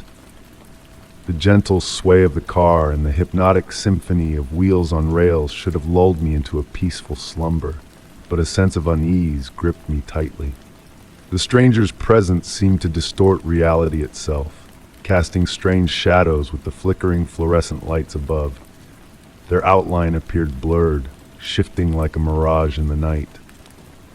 A subtle chill crept into the air as the stranger raised their hand in a ghostly greeting, leaving ethereal after-images in their wake. Each gesture created ripples that distorted the world around them, bending the very fabric of space and time. The ambient sounds of the subway faded into a soft silence, leaving only the heartbeat rhythm of the train's journey. I found myself captivated by the stranger's clothing, a blend of eras and styles that defied logic. Their face remained obscured in shadow, mysterious and enigmatic. A haunting melody hummed in the air, resonating deep within me, stirring memories of forgotten dreams. Small changes began to unfold in the subway car, subtle shifts that defied explanation. Advertisements morphed into unfamiliar images, metal poles bent and twisted in impossible angles, and windows reflected scenes from distant realms. The stranger's movements were fluid and otherworldly, their presence exuding a timeless wisdom. As the stranger approached, a warm opalescent shimmer surrounded them, filling the car with a sense of ancient wonder. Their kind yet enigmatic face briefly revealed itself, speaking without words, their voice like a gentle breeze through autumn leaves. "You see more than most," they whispered, their presence enveloping me in a profound calm. The train rocked me like a cradle, the darkness outside embracing me like an old friend. When I awoke from the trance, the subway car was empty, the harsh reality of the fluorescent lights returning. Yet, a subtle iridescence clung to my clothes, a reminder of the encounter. In my pocket, a ticket stub with unfamiliar words whispered of a hidden truth. Now on late-night subway rides, I seek the hidden mysteries, the blurred edges, and trailing after images. In those liminal spaces, reality dances on the edge of dreams, reminding me that the boundaries between awake and asleep are more fluid than we dare to imagine. Story 29. Late one night, I found myself in a forgotten cinema, its marquee barely visible under the veil of time. The projector hummed to life in the dark, casting spectral images upon the worn screen. A tale of yesteryears lingered in the air, blending the aroma of popcorn with whispers of forgotten dreams and lost loves. Settling into a plush seat at the back, I felt a mysterious pull to witness the secrets this abandoned theater held. The rhythmic whirring of the projector lulled me into a trance, like a haunting melody echoing through the ages. Dust particles danced in the light, forming intricate patterns just beyond grasp. Shadows stirred at the corners of my vision, moving like silk in a gentle breeze, hinting at unseen mysteries. The flickering screen unveiled scenes from a bygone era, a monochrome world that felt intimately personal, as if peering into someone's hidden memories. A woman, veiled in mystery, traversed scenes of longing and search, her face averted from view. Through garden parties, dim restaurants, and rain-soaked streets, she moved with grace and desperation, a silent yearning in her every step. Whispers brushed past me, carrying elusive words that tugged at my senses. The room's temperature shifted, warm and cool currents enveloping me in a ghostly embrace. The leather seat bore residual warmth, as if a presence had just vacated its spot. The film played on, revealing anomalies, a changing dress color, looping scenes with subtle alterations. Instead of dialogue, the soundtrack echoed with soft breaths and sighs, drawing me deeper into the enigmatic tale. The woman's movements mirrored my own, a disquieting synchronicity that chilled the air. Jasmine perfume mingled with the theater's mustiness, evoking a melancholy that lingered in the shadows.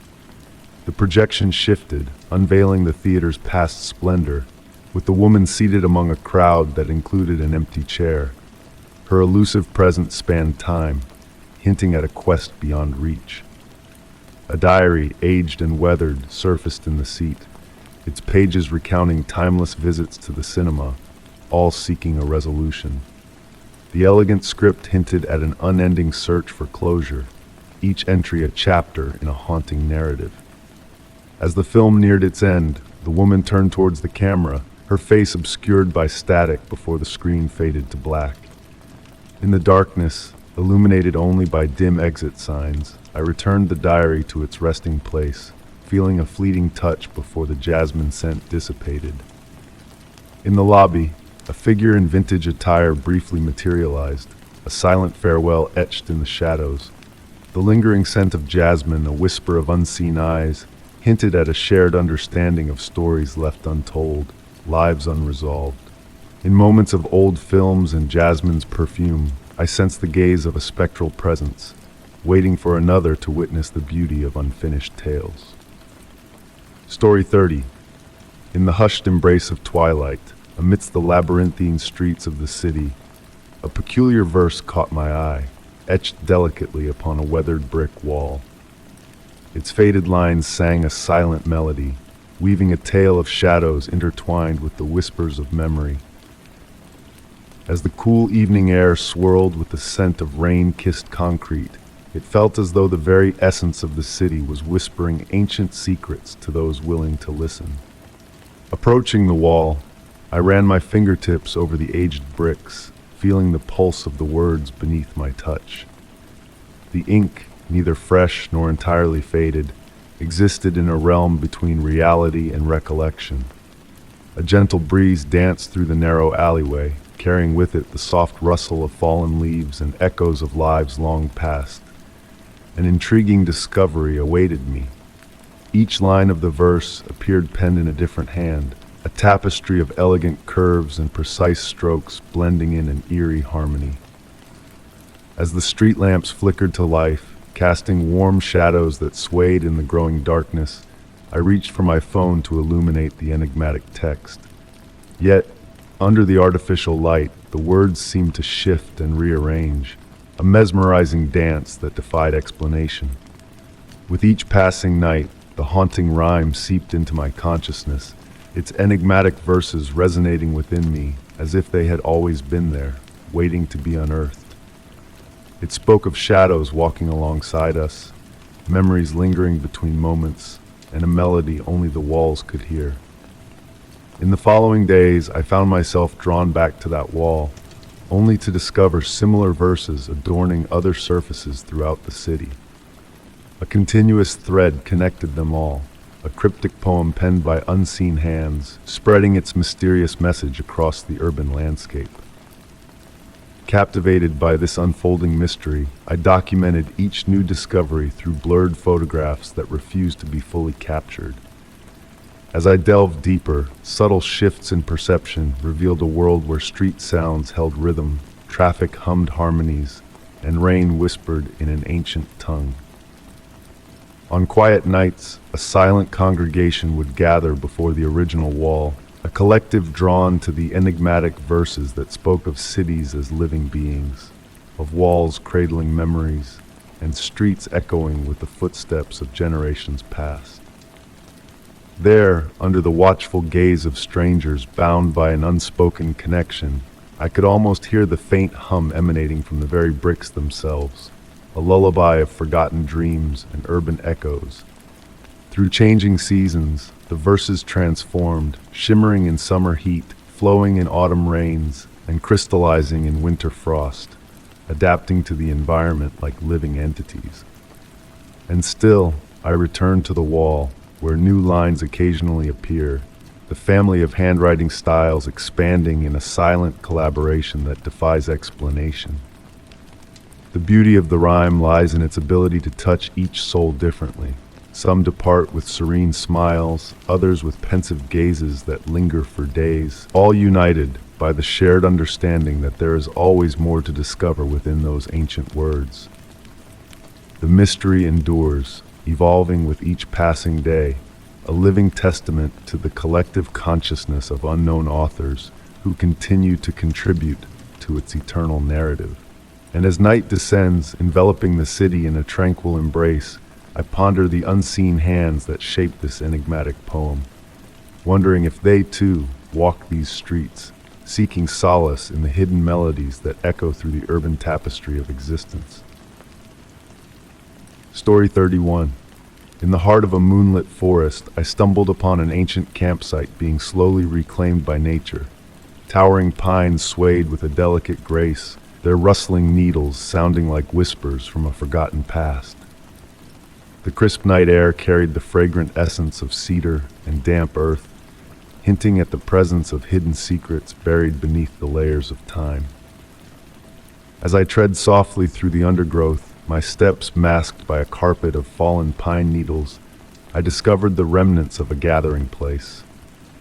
Weather-beaten logs encircled a worn fire pit, now adorned with ethereal mushrooms softly glowing in the moon's gentle light. Their faint luminescence pulsed like a quiet breath in the stillness of the night. At the edge of the clearing stood the remains of an old cabin, its time-worn wooden walls glistening silver in the moonbeams. Light filtered through gaps in the roof, casting ever-shifting patterns on the floor that danced and morphed when viewed askance. The slightly ajar door swayed with a barely perceptible motion in the nocturnal breeze, blending its soft, rhythmic creak with the murmurs of the towering pines.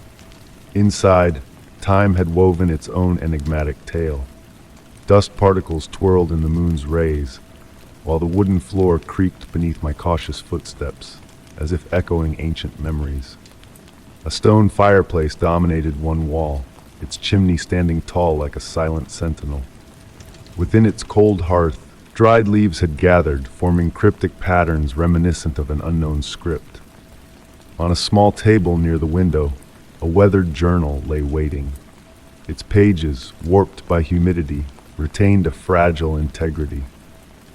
The touch of the leather cover felt unexpectedly warm against the chill of the night air. Opening it gently, the spine crackled softly, revealing elegant script, recounting tales of mysterious lights among the trees and haunting melodies carried on the wind, their echoes fading into oblivion. Each dusk, the journal's author described, the pines would engage in whispered dialogues as twilight descended, speaking of transient visitors, shifts in the forest, and the entities that lurked within the shadows. The writer chronicled how the mushrooms in the fire pit would radiate a brighter glow on certain nights, their light pulsating in harmony with distant, elusive sounds hovering on the edge of perception. As I delved into the journal's cryptic passages, a subtle transformation enveloped the atmosphere. The moonlight assumed a silvery hue, casting deeper shadows that seemed to hold untold depths. The whispers of the pines grew clearer, though their meanings remained elusive. Entranced, I swayed gently, as if moved by an unseen current, my breath falling into sync with an imperceptible rhythm in the air. The journal hinted at a peculiar occurrence. On nights of the fullest moon, such as this one, the old fire pit would mirror the sky above, transforming into a pool of liquid shadow despite its dry appearance. Intrigued by this revelation, I ventured back outside, the journal clutched carefully in my hands. The clearing appeared altered, though the nature of the change eluded my grasp. The logs formed intricate patterns, the mushroom's glow intensified subtly. Approaching the fire pit, I beheld the veracity of the journal's claim. The ancient ashes now shimmered with a reflective sheen, mirroring the celestial bodies with uncanny clarity. Yet amidst the mirrored stars, I discerned lights that defied the night sky, moving with a graceful purpose akin to fireflies choreographing a silent ballet to an unseen melody. Mesmerized by this spectral display, I found myself on a log, the journal spread open on my lap, pen poised to transcribe my own observations. Time ebbed and flowed around me, blurring the line between observer and observed.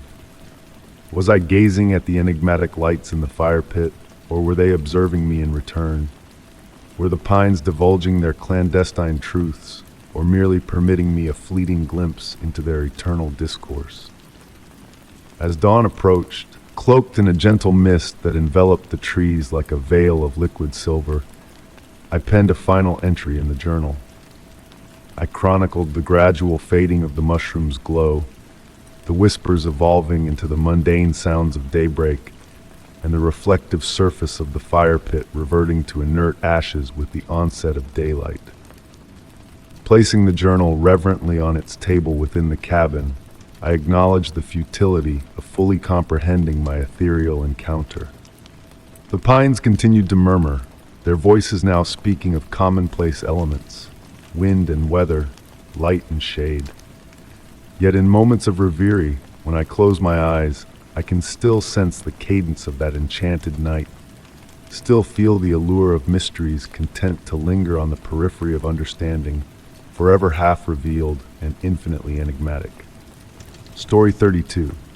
On a sunlit afternoon, as I tended to the lush garden that had become my sanctuary, a serendipitous discovery unfolded before me. Nestled within the confines of the weathered shed, a loose floorboard beckoned my attention. With a curious spirit, I lifted it, revealing a hidden chamber steeped in the essence of antiquity. The air within was heavy with the earthy aroma of ages past, mingling harmoniously with the scent of aged timber. Amidst the shadows and the soft whispers of the relics that adorned the room, I felt a sense of tranquility wash over me. Each item held a tale untold, a fragment of history yearning to be unveiled. As the golden rays of sunlight filtered through the dusty window, casting ethereal patterns upon the tools and pots, I found myself drawn deeper into the enigmatic space. It was while organizing my gardening implements that my foot grazed the peculiar floorboard, emitting a hollow resonance that seemed to resonate with infinite possibilities. Kneeling down, I traced the edges of the aged wood, revealing a narrow staircase spiraling into the depths below. With cautious steps, I descended, the chill of the subterranean realm enveloping me like a comforting shroud. The faint echoes of dripping water accompanied my journey, as my flashlight illuminated shelves adorned with artifacts from eras long past. Among the treasures that adorned the shelves were delicate porcelain dolls with eyes that seemed to hold ancient secrets, their faded garb whispering of forgotten elegance. Leather-bound journals, their pages filled with the elegant script of yesteryears, offered glimpses into lives once lived. Brass instruments, tarnished by time, exuded a silent melody that lingered in the air, a haunting reminder of days gone by. Yet it was a peculiar music box, adorned with intricate marquetry depicting a familiar garden scene, that captivated my senses. Opening its lid, a gentle breath of spring enveloped me, defying the constraints of time with its floral essence. As I delved further into the hidden chamber, revelations unfurled before me, challenging my perceptions of reality. The room's dimensions hinted at a vast expanse beneath my garden, its walls adorned with celestial markings unknown to the skies above. Lost in the reverie of exploration, I unearthed a collection of aged photographs, each capturing moments of discovery in my garden across different epochs. Their expressions mirrored my own, a blend of wonder and introspection shared across time. The journals, with their cryptic drawings and musings on nature's mysteries, painted a portrait of a world intertwined with the cosmic rhythms of the universe. Plants unknown to me sprang from the pages, their existence a testament to the interconnectedness of all living things. As the day waned and the shifting light painted the chamber in ever-changing hues, I stumbled upon a peculiar key within a forgotten drawer. Its intricate design hinted at a purpose beyond mere unlocking, a symbol of the ineffable mysteries that permeated the hidden room. Emerging from the depths of the underground sanctuary, I found the garden bathed in the same sunlit glow as when I had descended. Time had danced to a different tune within that enigmatic space, leaving me with memories that transcended the constraints of the clock. Sitting amidst the blooms at twilight, a newfound sense of wonder filled my heart. The garden whispered of secrets yet unveiled, its blossoms nodding in silent understanding. The hidden chamber had bestowed upon me a gift of perception, a lens through which to view the world with fresh eyes. To this day, I nurture my garden with a renewed sense of purpose, knowing that beneath its verdant surface lies a realm of endless enchantment. The shed's window occasionally captures fleeting reflections, a gentle reminder of the mysteries that dwell below. The treasures of the hidden room have woven themselves into the tapestry of my existence, a subtle melody that accompanies the rhythm of my days. The sanctuary remains mine alone, a sanctuary where time flows like molasses and questions linger without demanding answers. In the quiet of the garden, I am reminded of the boundless wonders that lie just beneath the surface of the ordinary. The mysteries of the hidden room are a testament to the profound depths of the world, waiting patiently for those willing to embrace the unknown. Story 33. Drawn by an inexplicable urge to explore, I found myself standing at the threshold of an old theater on the outskirts of town.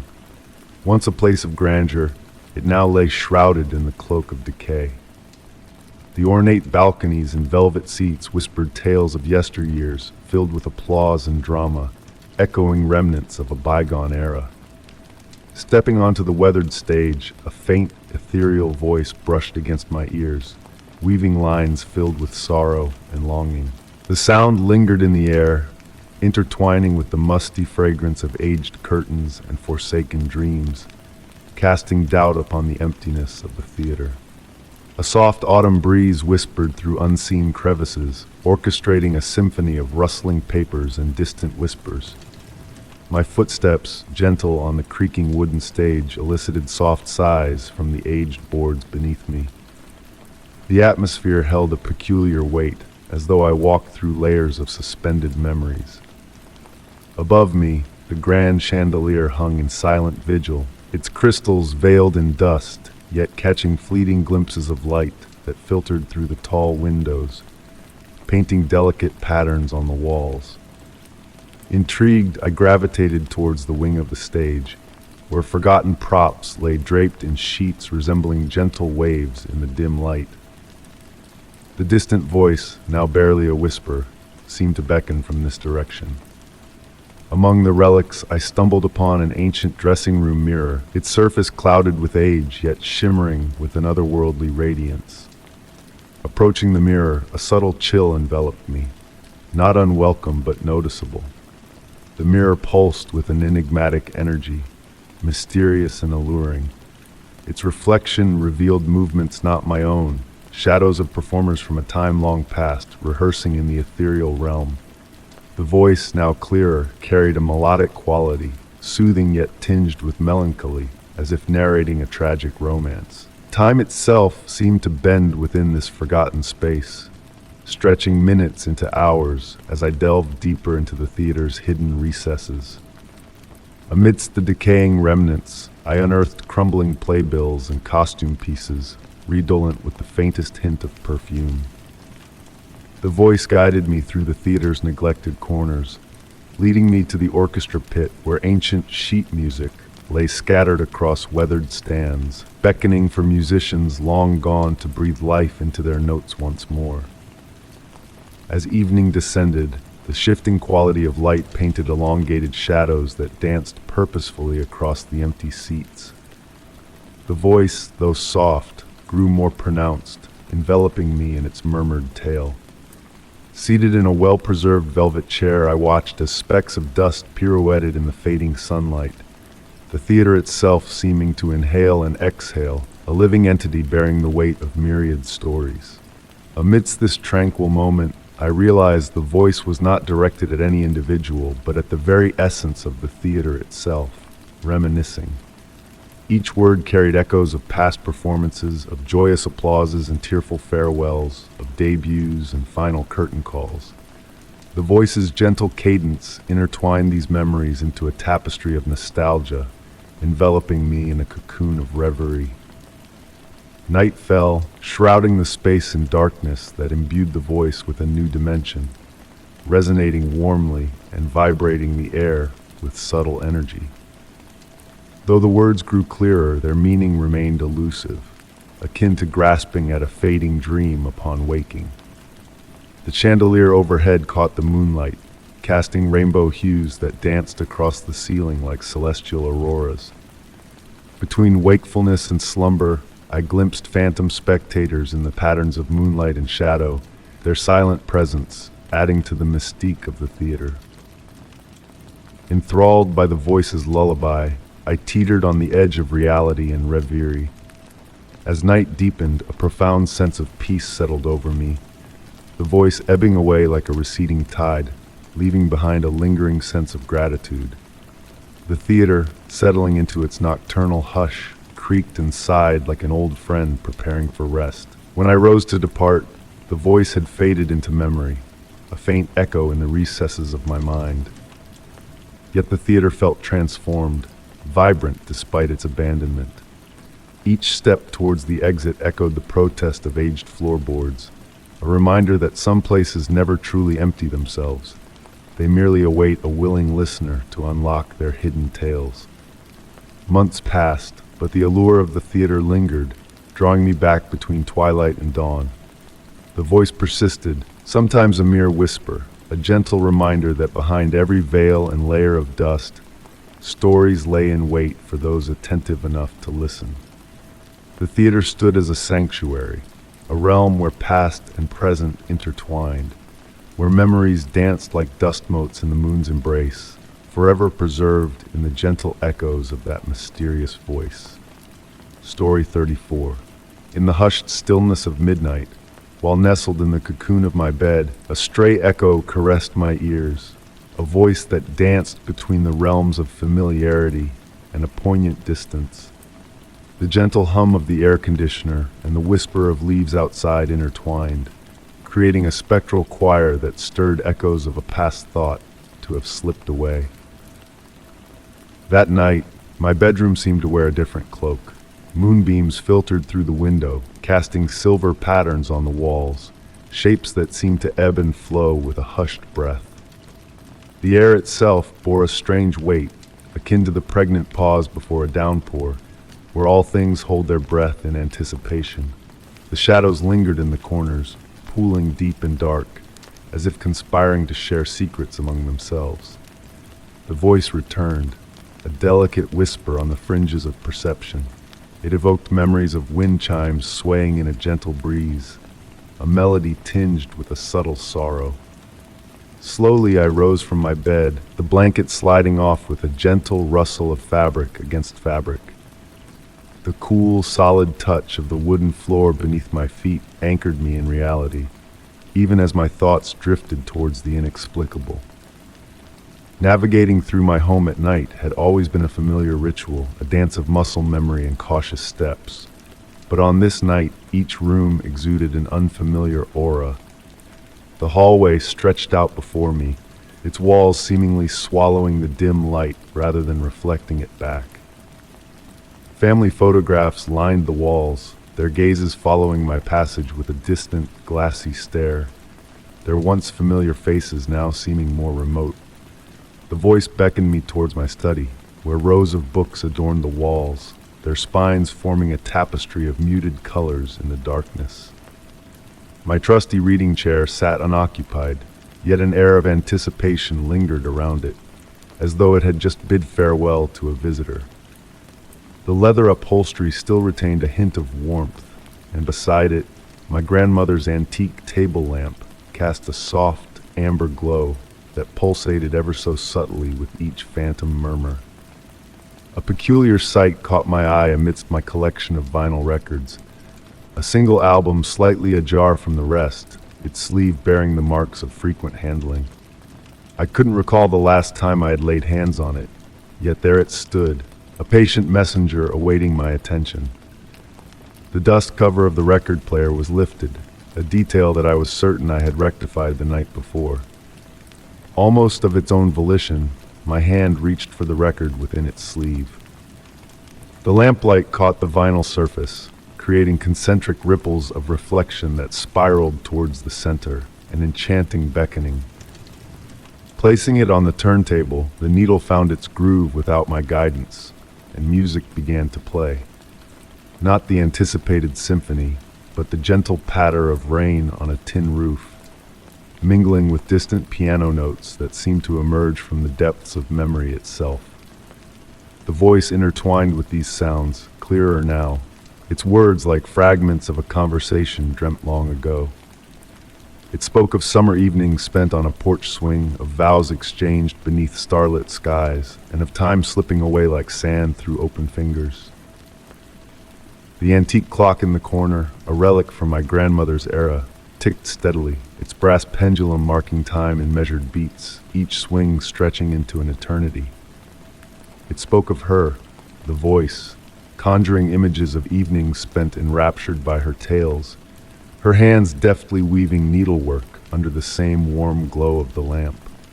Had she foreseen this voice, I wondered? Had she left me a message, one that I was only now starting to decipher? The room's temperature shifted imperceptibly, creating eddies of air that caused the lamp's light to dance. Shadows morphed into intricate patterns, reminiscent of the lace doilies my grandmother often crafted, patterns that seemed to hold veiled meanings within their delicate threads. Sinking into the worn embrace of my reading chair, I found myself ensnared by the ethereal soliloquy of the voice, its cadence synchronized with the pendulum of the clock, weaving a hypnotic tapestry of memory and enigma. My fingers traced the well-worn grooves on the chair's armrests, following the imprints left by years of similar caresses. The shelves of books pulsed with the rhythm of the voice, their contents shifting almost imperceptibly in response. One book stood out, a volume of poetry gifted to me by my grandmother long ago. Its spine glowed faintly in the lamplight, and I realized that the voice recited verses that I had once read aloud to her in her final days.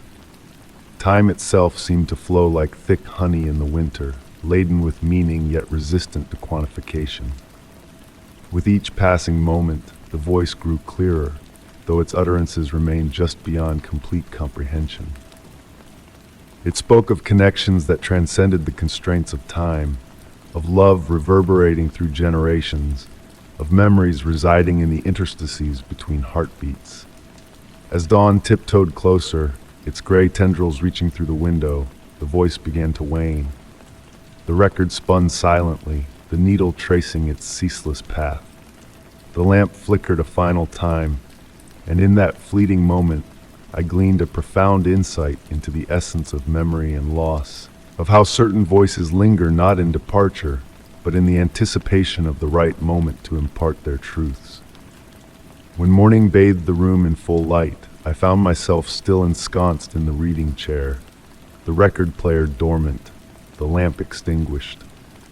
Save for a solitary book of poetry resting open on the side table, its pages adorned with my grandmother's delicate annotations, no tangible evidence remained of my nocturnal reverie. Whether reality had intermingled with dream seemed inconsequential compared to the residual emotion it left in its wake, a sense of connection to something vast and shrouded in mystery, yet intimately known. The voice had dissipated with the night, but its echo lingered, a gentle reminder that certain enigmas are meant to be felt rather than unraveled, experienced rather than explained. And in the tranquil moments that ensued, I discovered solace in the ambiguity, in the liminal space between knowing and pondering, where the most exquisite mysteries found their dwelling place. Story 35. In the depths of an abandoned mansion untouched by time, a profound silence enveloped me, almost breathing with a life of its own. The grand foyer, adorned with portraits veiled in dust and drapes worn by age, exuded a stillness pregnant with echoes of yesteryears. Every creak of the decaying floorboards, every whisper of the wind slipping through shattered windows, murmured tales long forgotten, beckoning me to heed their call. The soft, golden rays of the setting sun filtered through worn curtains, painting elongated shadows that waltzed over faded wallpaper. As I ventured deeper into the dwelling, my footsteps whispered softly, harmonizing with the gentle descent of dust particles in the air. The scent of ancient wood and forsaken memories caressed my senses, while the distant rustle of branches against glass hummed a subtle melody in the tranquility. Drawn like a moth to a flame, I found myself before a grand staircase, its once majestic banister dulled by the relentless march of time. Ascending with a hand tracing the polished wood, a peculiar discovery seized my attention. The dust beneath my fingertips vanished, revealing pristine patches that gleamed as if kissed by recent care. The warmth lingering in the wood contradicted the chill embracing the mansion. The second floor unveiled a corridor flanked by closed doors, each exuding a distinct aura of anticipation, akin to the hush between heartbeats. A subtle shift in temperature accompanied my passage, some areas radiating a gentle heat, while others cradled pockets of coolness, prompting me to draw my jacket closer. An ajar door beckoned, offering a glimpse into an antiquated study bathed in the amber hues of twilight. Rows of books stood sentinel along the walls, their faded spines whispering of the knowledge they safeguarded. At the heart of the room, a sturdy wooden desk stood, its surface cloaked in a thin layer of dust, save for a solitary spot, a perfect circle, as if an object had been recently removed. The floorboards sighed beneath my weight as I approached, the chair angled in a way that suggested a recent departure. Within the pristine circle on the desk, a faint impression of writing emerged, visible only in the right light. We never truly leave. As the sun dipped lower, shadows stretched across the study, and a subtle shift in the room's atmosphere unfurled. Invisible currents stirred the air, books emitted soft, murmuring notes as their pages rustled, as if caressed by phantom fingers. Seated at the desk, my touch tracing the smooth wood grains, I discerned a harmony in the ambient sounds. The creaks of wood, the distant whispers of wind, the gentle movements of unseen hands, a language just beyond comprehension. Time ebbed and flowed in that chamber, minutes or hours slipping by unnoticed as I absorbed the mystical essence. The encroaching darkness outside the windows felt not ominous but comforting, enfolding the room in a familiar embrace, rendering it intimate. Dust motes pirouetted in the waning light, weaving intricate patterns that danced between writing and faces, ever elusive. As night descended in earnest, a remarkable sight met my gaze. The dust-free circle on the desk pulsed with a faint luminescence, barely perceptible yet undeniably present. Each pulse, like a breath, caused a subtle fluctuation in the room's temperature, the words, "We never truly leave," shimmering in the darkness. Compelled by an unseen force, I extended my hand into the glowing circle, and a profound serenity washed over me. The mansion's silence metamorphosed into a melodic symphony of whispers, revealing stories of those who had lingered in that very space. When I finally rose to depart, I noticed my watch had ceased its ticking at some indeterminate point during my reverie. The darkness of the house now held a different quality, a tangible presence rather than a mere absence of light. Retracing my steps through the hallway and descending the stairs, I realized that the mansion's silence had never been void. It had been brimming with tales, patiently awaiting a listener attuned enough to perceive them. Often, I find myself yearning to return to that mansion, to recline once more in that study as night descends. In the quietude of my own abode, I occasionally catch echoes of that musical silence, a reminder that spaces bear more than memories. They carry fragments of all who have traversed them, lingering in the dust and shadows, awaiting a soul to acknowledge their enduring warmth. Story 36. In a rare visit to a crumbling, deserted theater, I settled into a seat within the dimly lit auditorium. Silence draped over the space like a heavy cloak, broken only by a faint, almost imperceptible laughter that seemed to dance through the aisles. The laughter intertwined with the musty aroma of velvet curtains and aging props, as if the theater, despite its abandonment, held on to echoes of nights filled with applause and happiness, now reduced to ethereal whispers. My presence in this place was driven by a quest for inspiration in my writing, drawn by whispers of the peculiar ambience that cloaked the building. The weighty wooden doors groaned open at my touch, inviting me into a realm suspended between history and the present moment. Dust particles pirouetted in slender rays of light that filtered through lofty windows, casting ethereal patterns that swirled and meandered like ghostly dancers on an unseen stage. The crimson velvet seats, though faded with time, exuded a lingering elegance. Tracing my fingers along their weathered fabric, I sensed the countless tales woven into their threads, evenings of entertainment, love, and enchantment. The air carried a subtle sweetness beneath its aged facade, reminiscent of antique perfumes and dusted makeup, akin to the lingering essence of performers long departed. As my eyes acclimated to the dusky illumination, subtle movements caught my peripheral vision. The heavy drapes on the stage would occasionally sway, though no breath of wind stirred within. The gentle rustle of fabric was accompanied by soft footfalls that traversed the stage, their rhythm mirroring the pace of a forgotten dance. In the hush, more sounds emerged. The quiet creak of floorboards, as if unseen actors were taking their positions, and the gentle whisper of pages turning, akin to an invisible prompter reviewing their lines. These sounds held no menace. Instead, they enveloped me in a comforting embrace, akin to being cocooned in a tapestry of reminiscences. Here, time seemed to flow differently. Minutes stretched into languid hours as I remained still, absorbing the theater's tranquil symphony.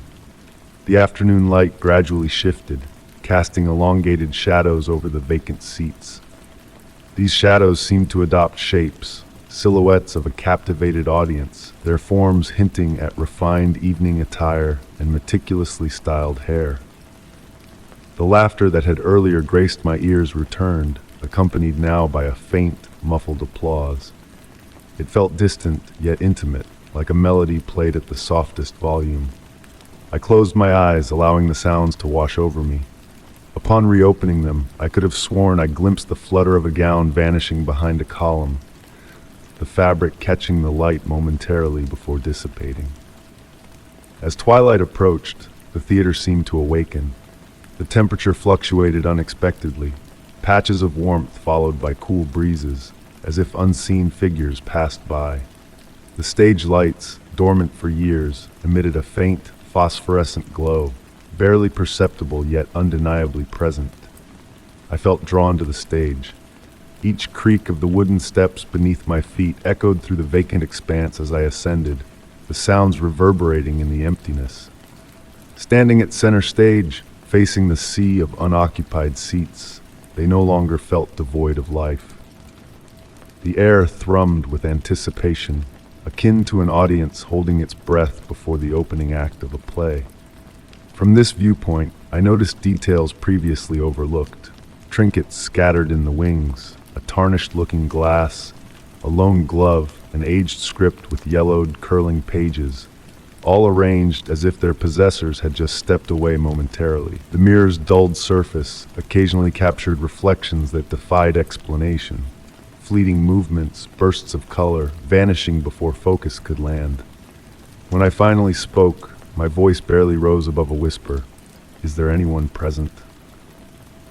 The words lingered in the air, swallowed by the darkness beyond the stage. The response came not swiftly, but as a gradual assembly of subtle sounds. The rustle of fabric, distant murmurs, the faint tap of footsteps, weaving together like a symphony building towards its crescendo. In that moment, I comprehended that the theater was not truly empty. It teemed with echoes, not solely of sound, but of instants, emotions, and encounters. Every performance, every chuckle, every tear shed during a poignant scene had imprinted its essence, forming strata of memory that had somehow solidified in the stillness. The laughter I had heard bore no malice or mockery.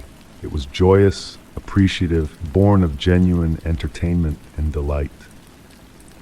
It seemed as though the theater itself had absorbed these instances of happiness, occasionally permitting them to seep back into our realm, akin to notes from a music box playing of its own accord.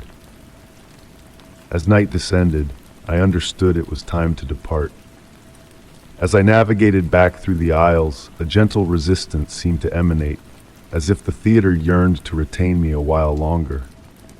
The exit loomed further than remembered, the path winding through pools of darkness hitherto unseen. Upon reaching the door, I glanced back one final time. In that instance, the entire theater materialized as it must have appeared in its prime.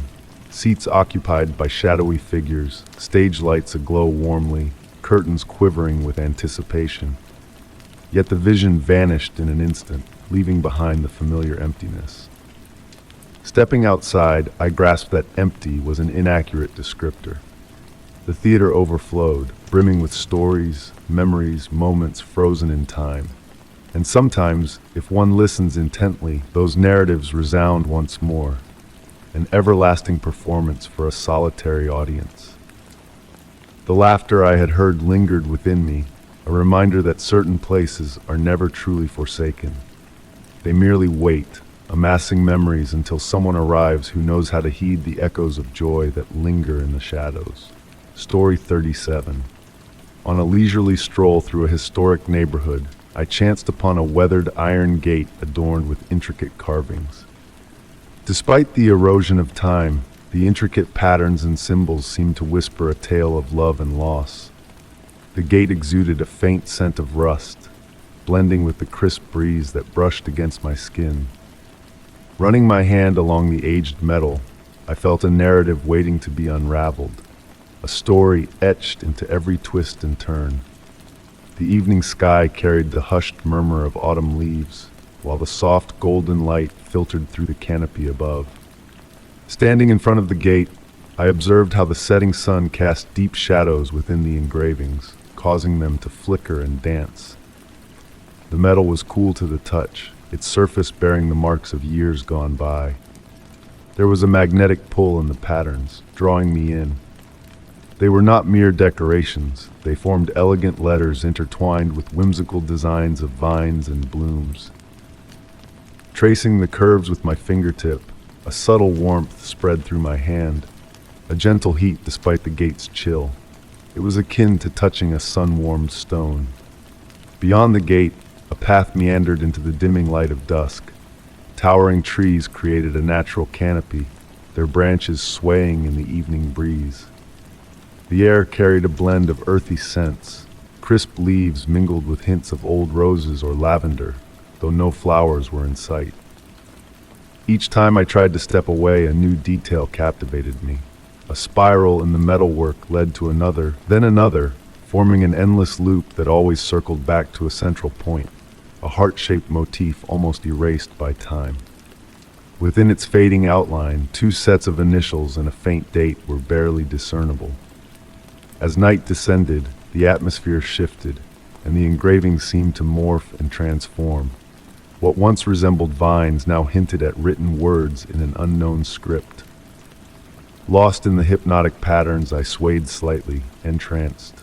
The tap of my umbrella against the gate, a forgotten prop in my hand, shattered the reverie. The sound resonated strangely, like a bell tolling underwater. In that instant, a response, more felt than heard, emanated from the garden beyond. It could have been the wind or something more profound. The engravings began to unveil fragments of a story.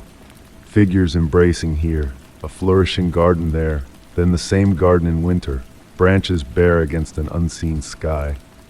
The scenes flowed seamlessly, linked by sweeping lines that seemed to embody time, memory, and longing. Time seemed fluid in this place. Streetlights blinked on unnoticed, casting a warm glow that highlighted the metal's aged beauty. Each beam of light uncovered hidden details, a bird in flight, a fallen leaf, adding to the narrative slowly revealing itself. The tale spoke of two lovers who once tended the garden beyond the gate, their names obscured by time, their story endured, captured in iron and rust. Together they nurtured something special, something that blossomed and thrived. But like all gardens, theirs experienced seasons of change. The engravings depicted their love enduring transitions, surviving winters and evolving into something timeless. Standing amidst the passage of time, I grasped that the gate was not just an entryway but a tribute, a declaration of love preserved in metal for generations. The weathered heart at its core symbolized not decay but resilience. Even as the details faded, the essence lingered, touching all who paused to ponder, to marvel, to feel. In the distance, a church bell tolled, blending with the whisper of the evening breeze. I cast a final gaze at the gate, knowing I would return, aware it would never reveal itself the same way twice.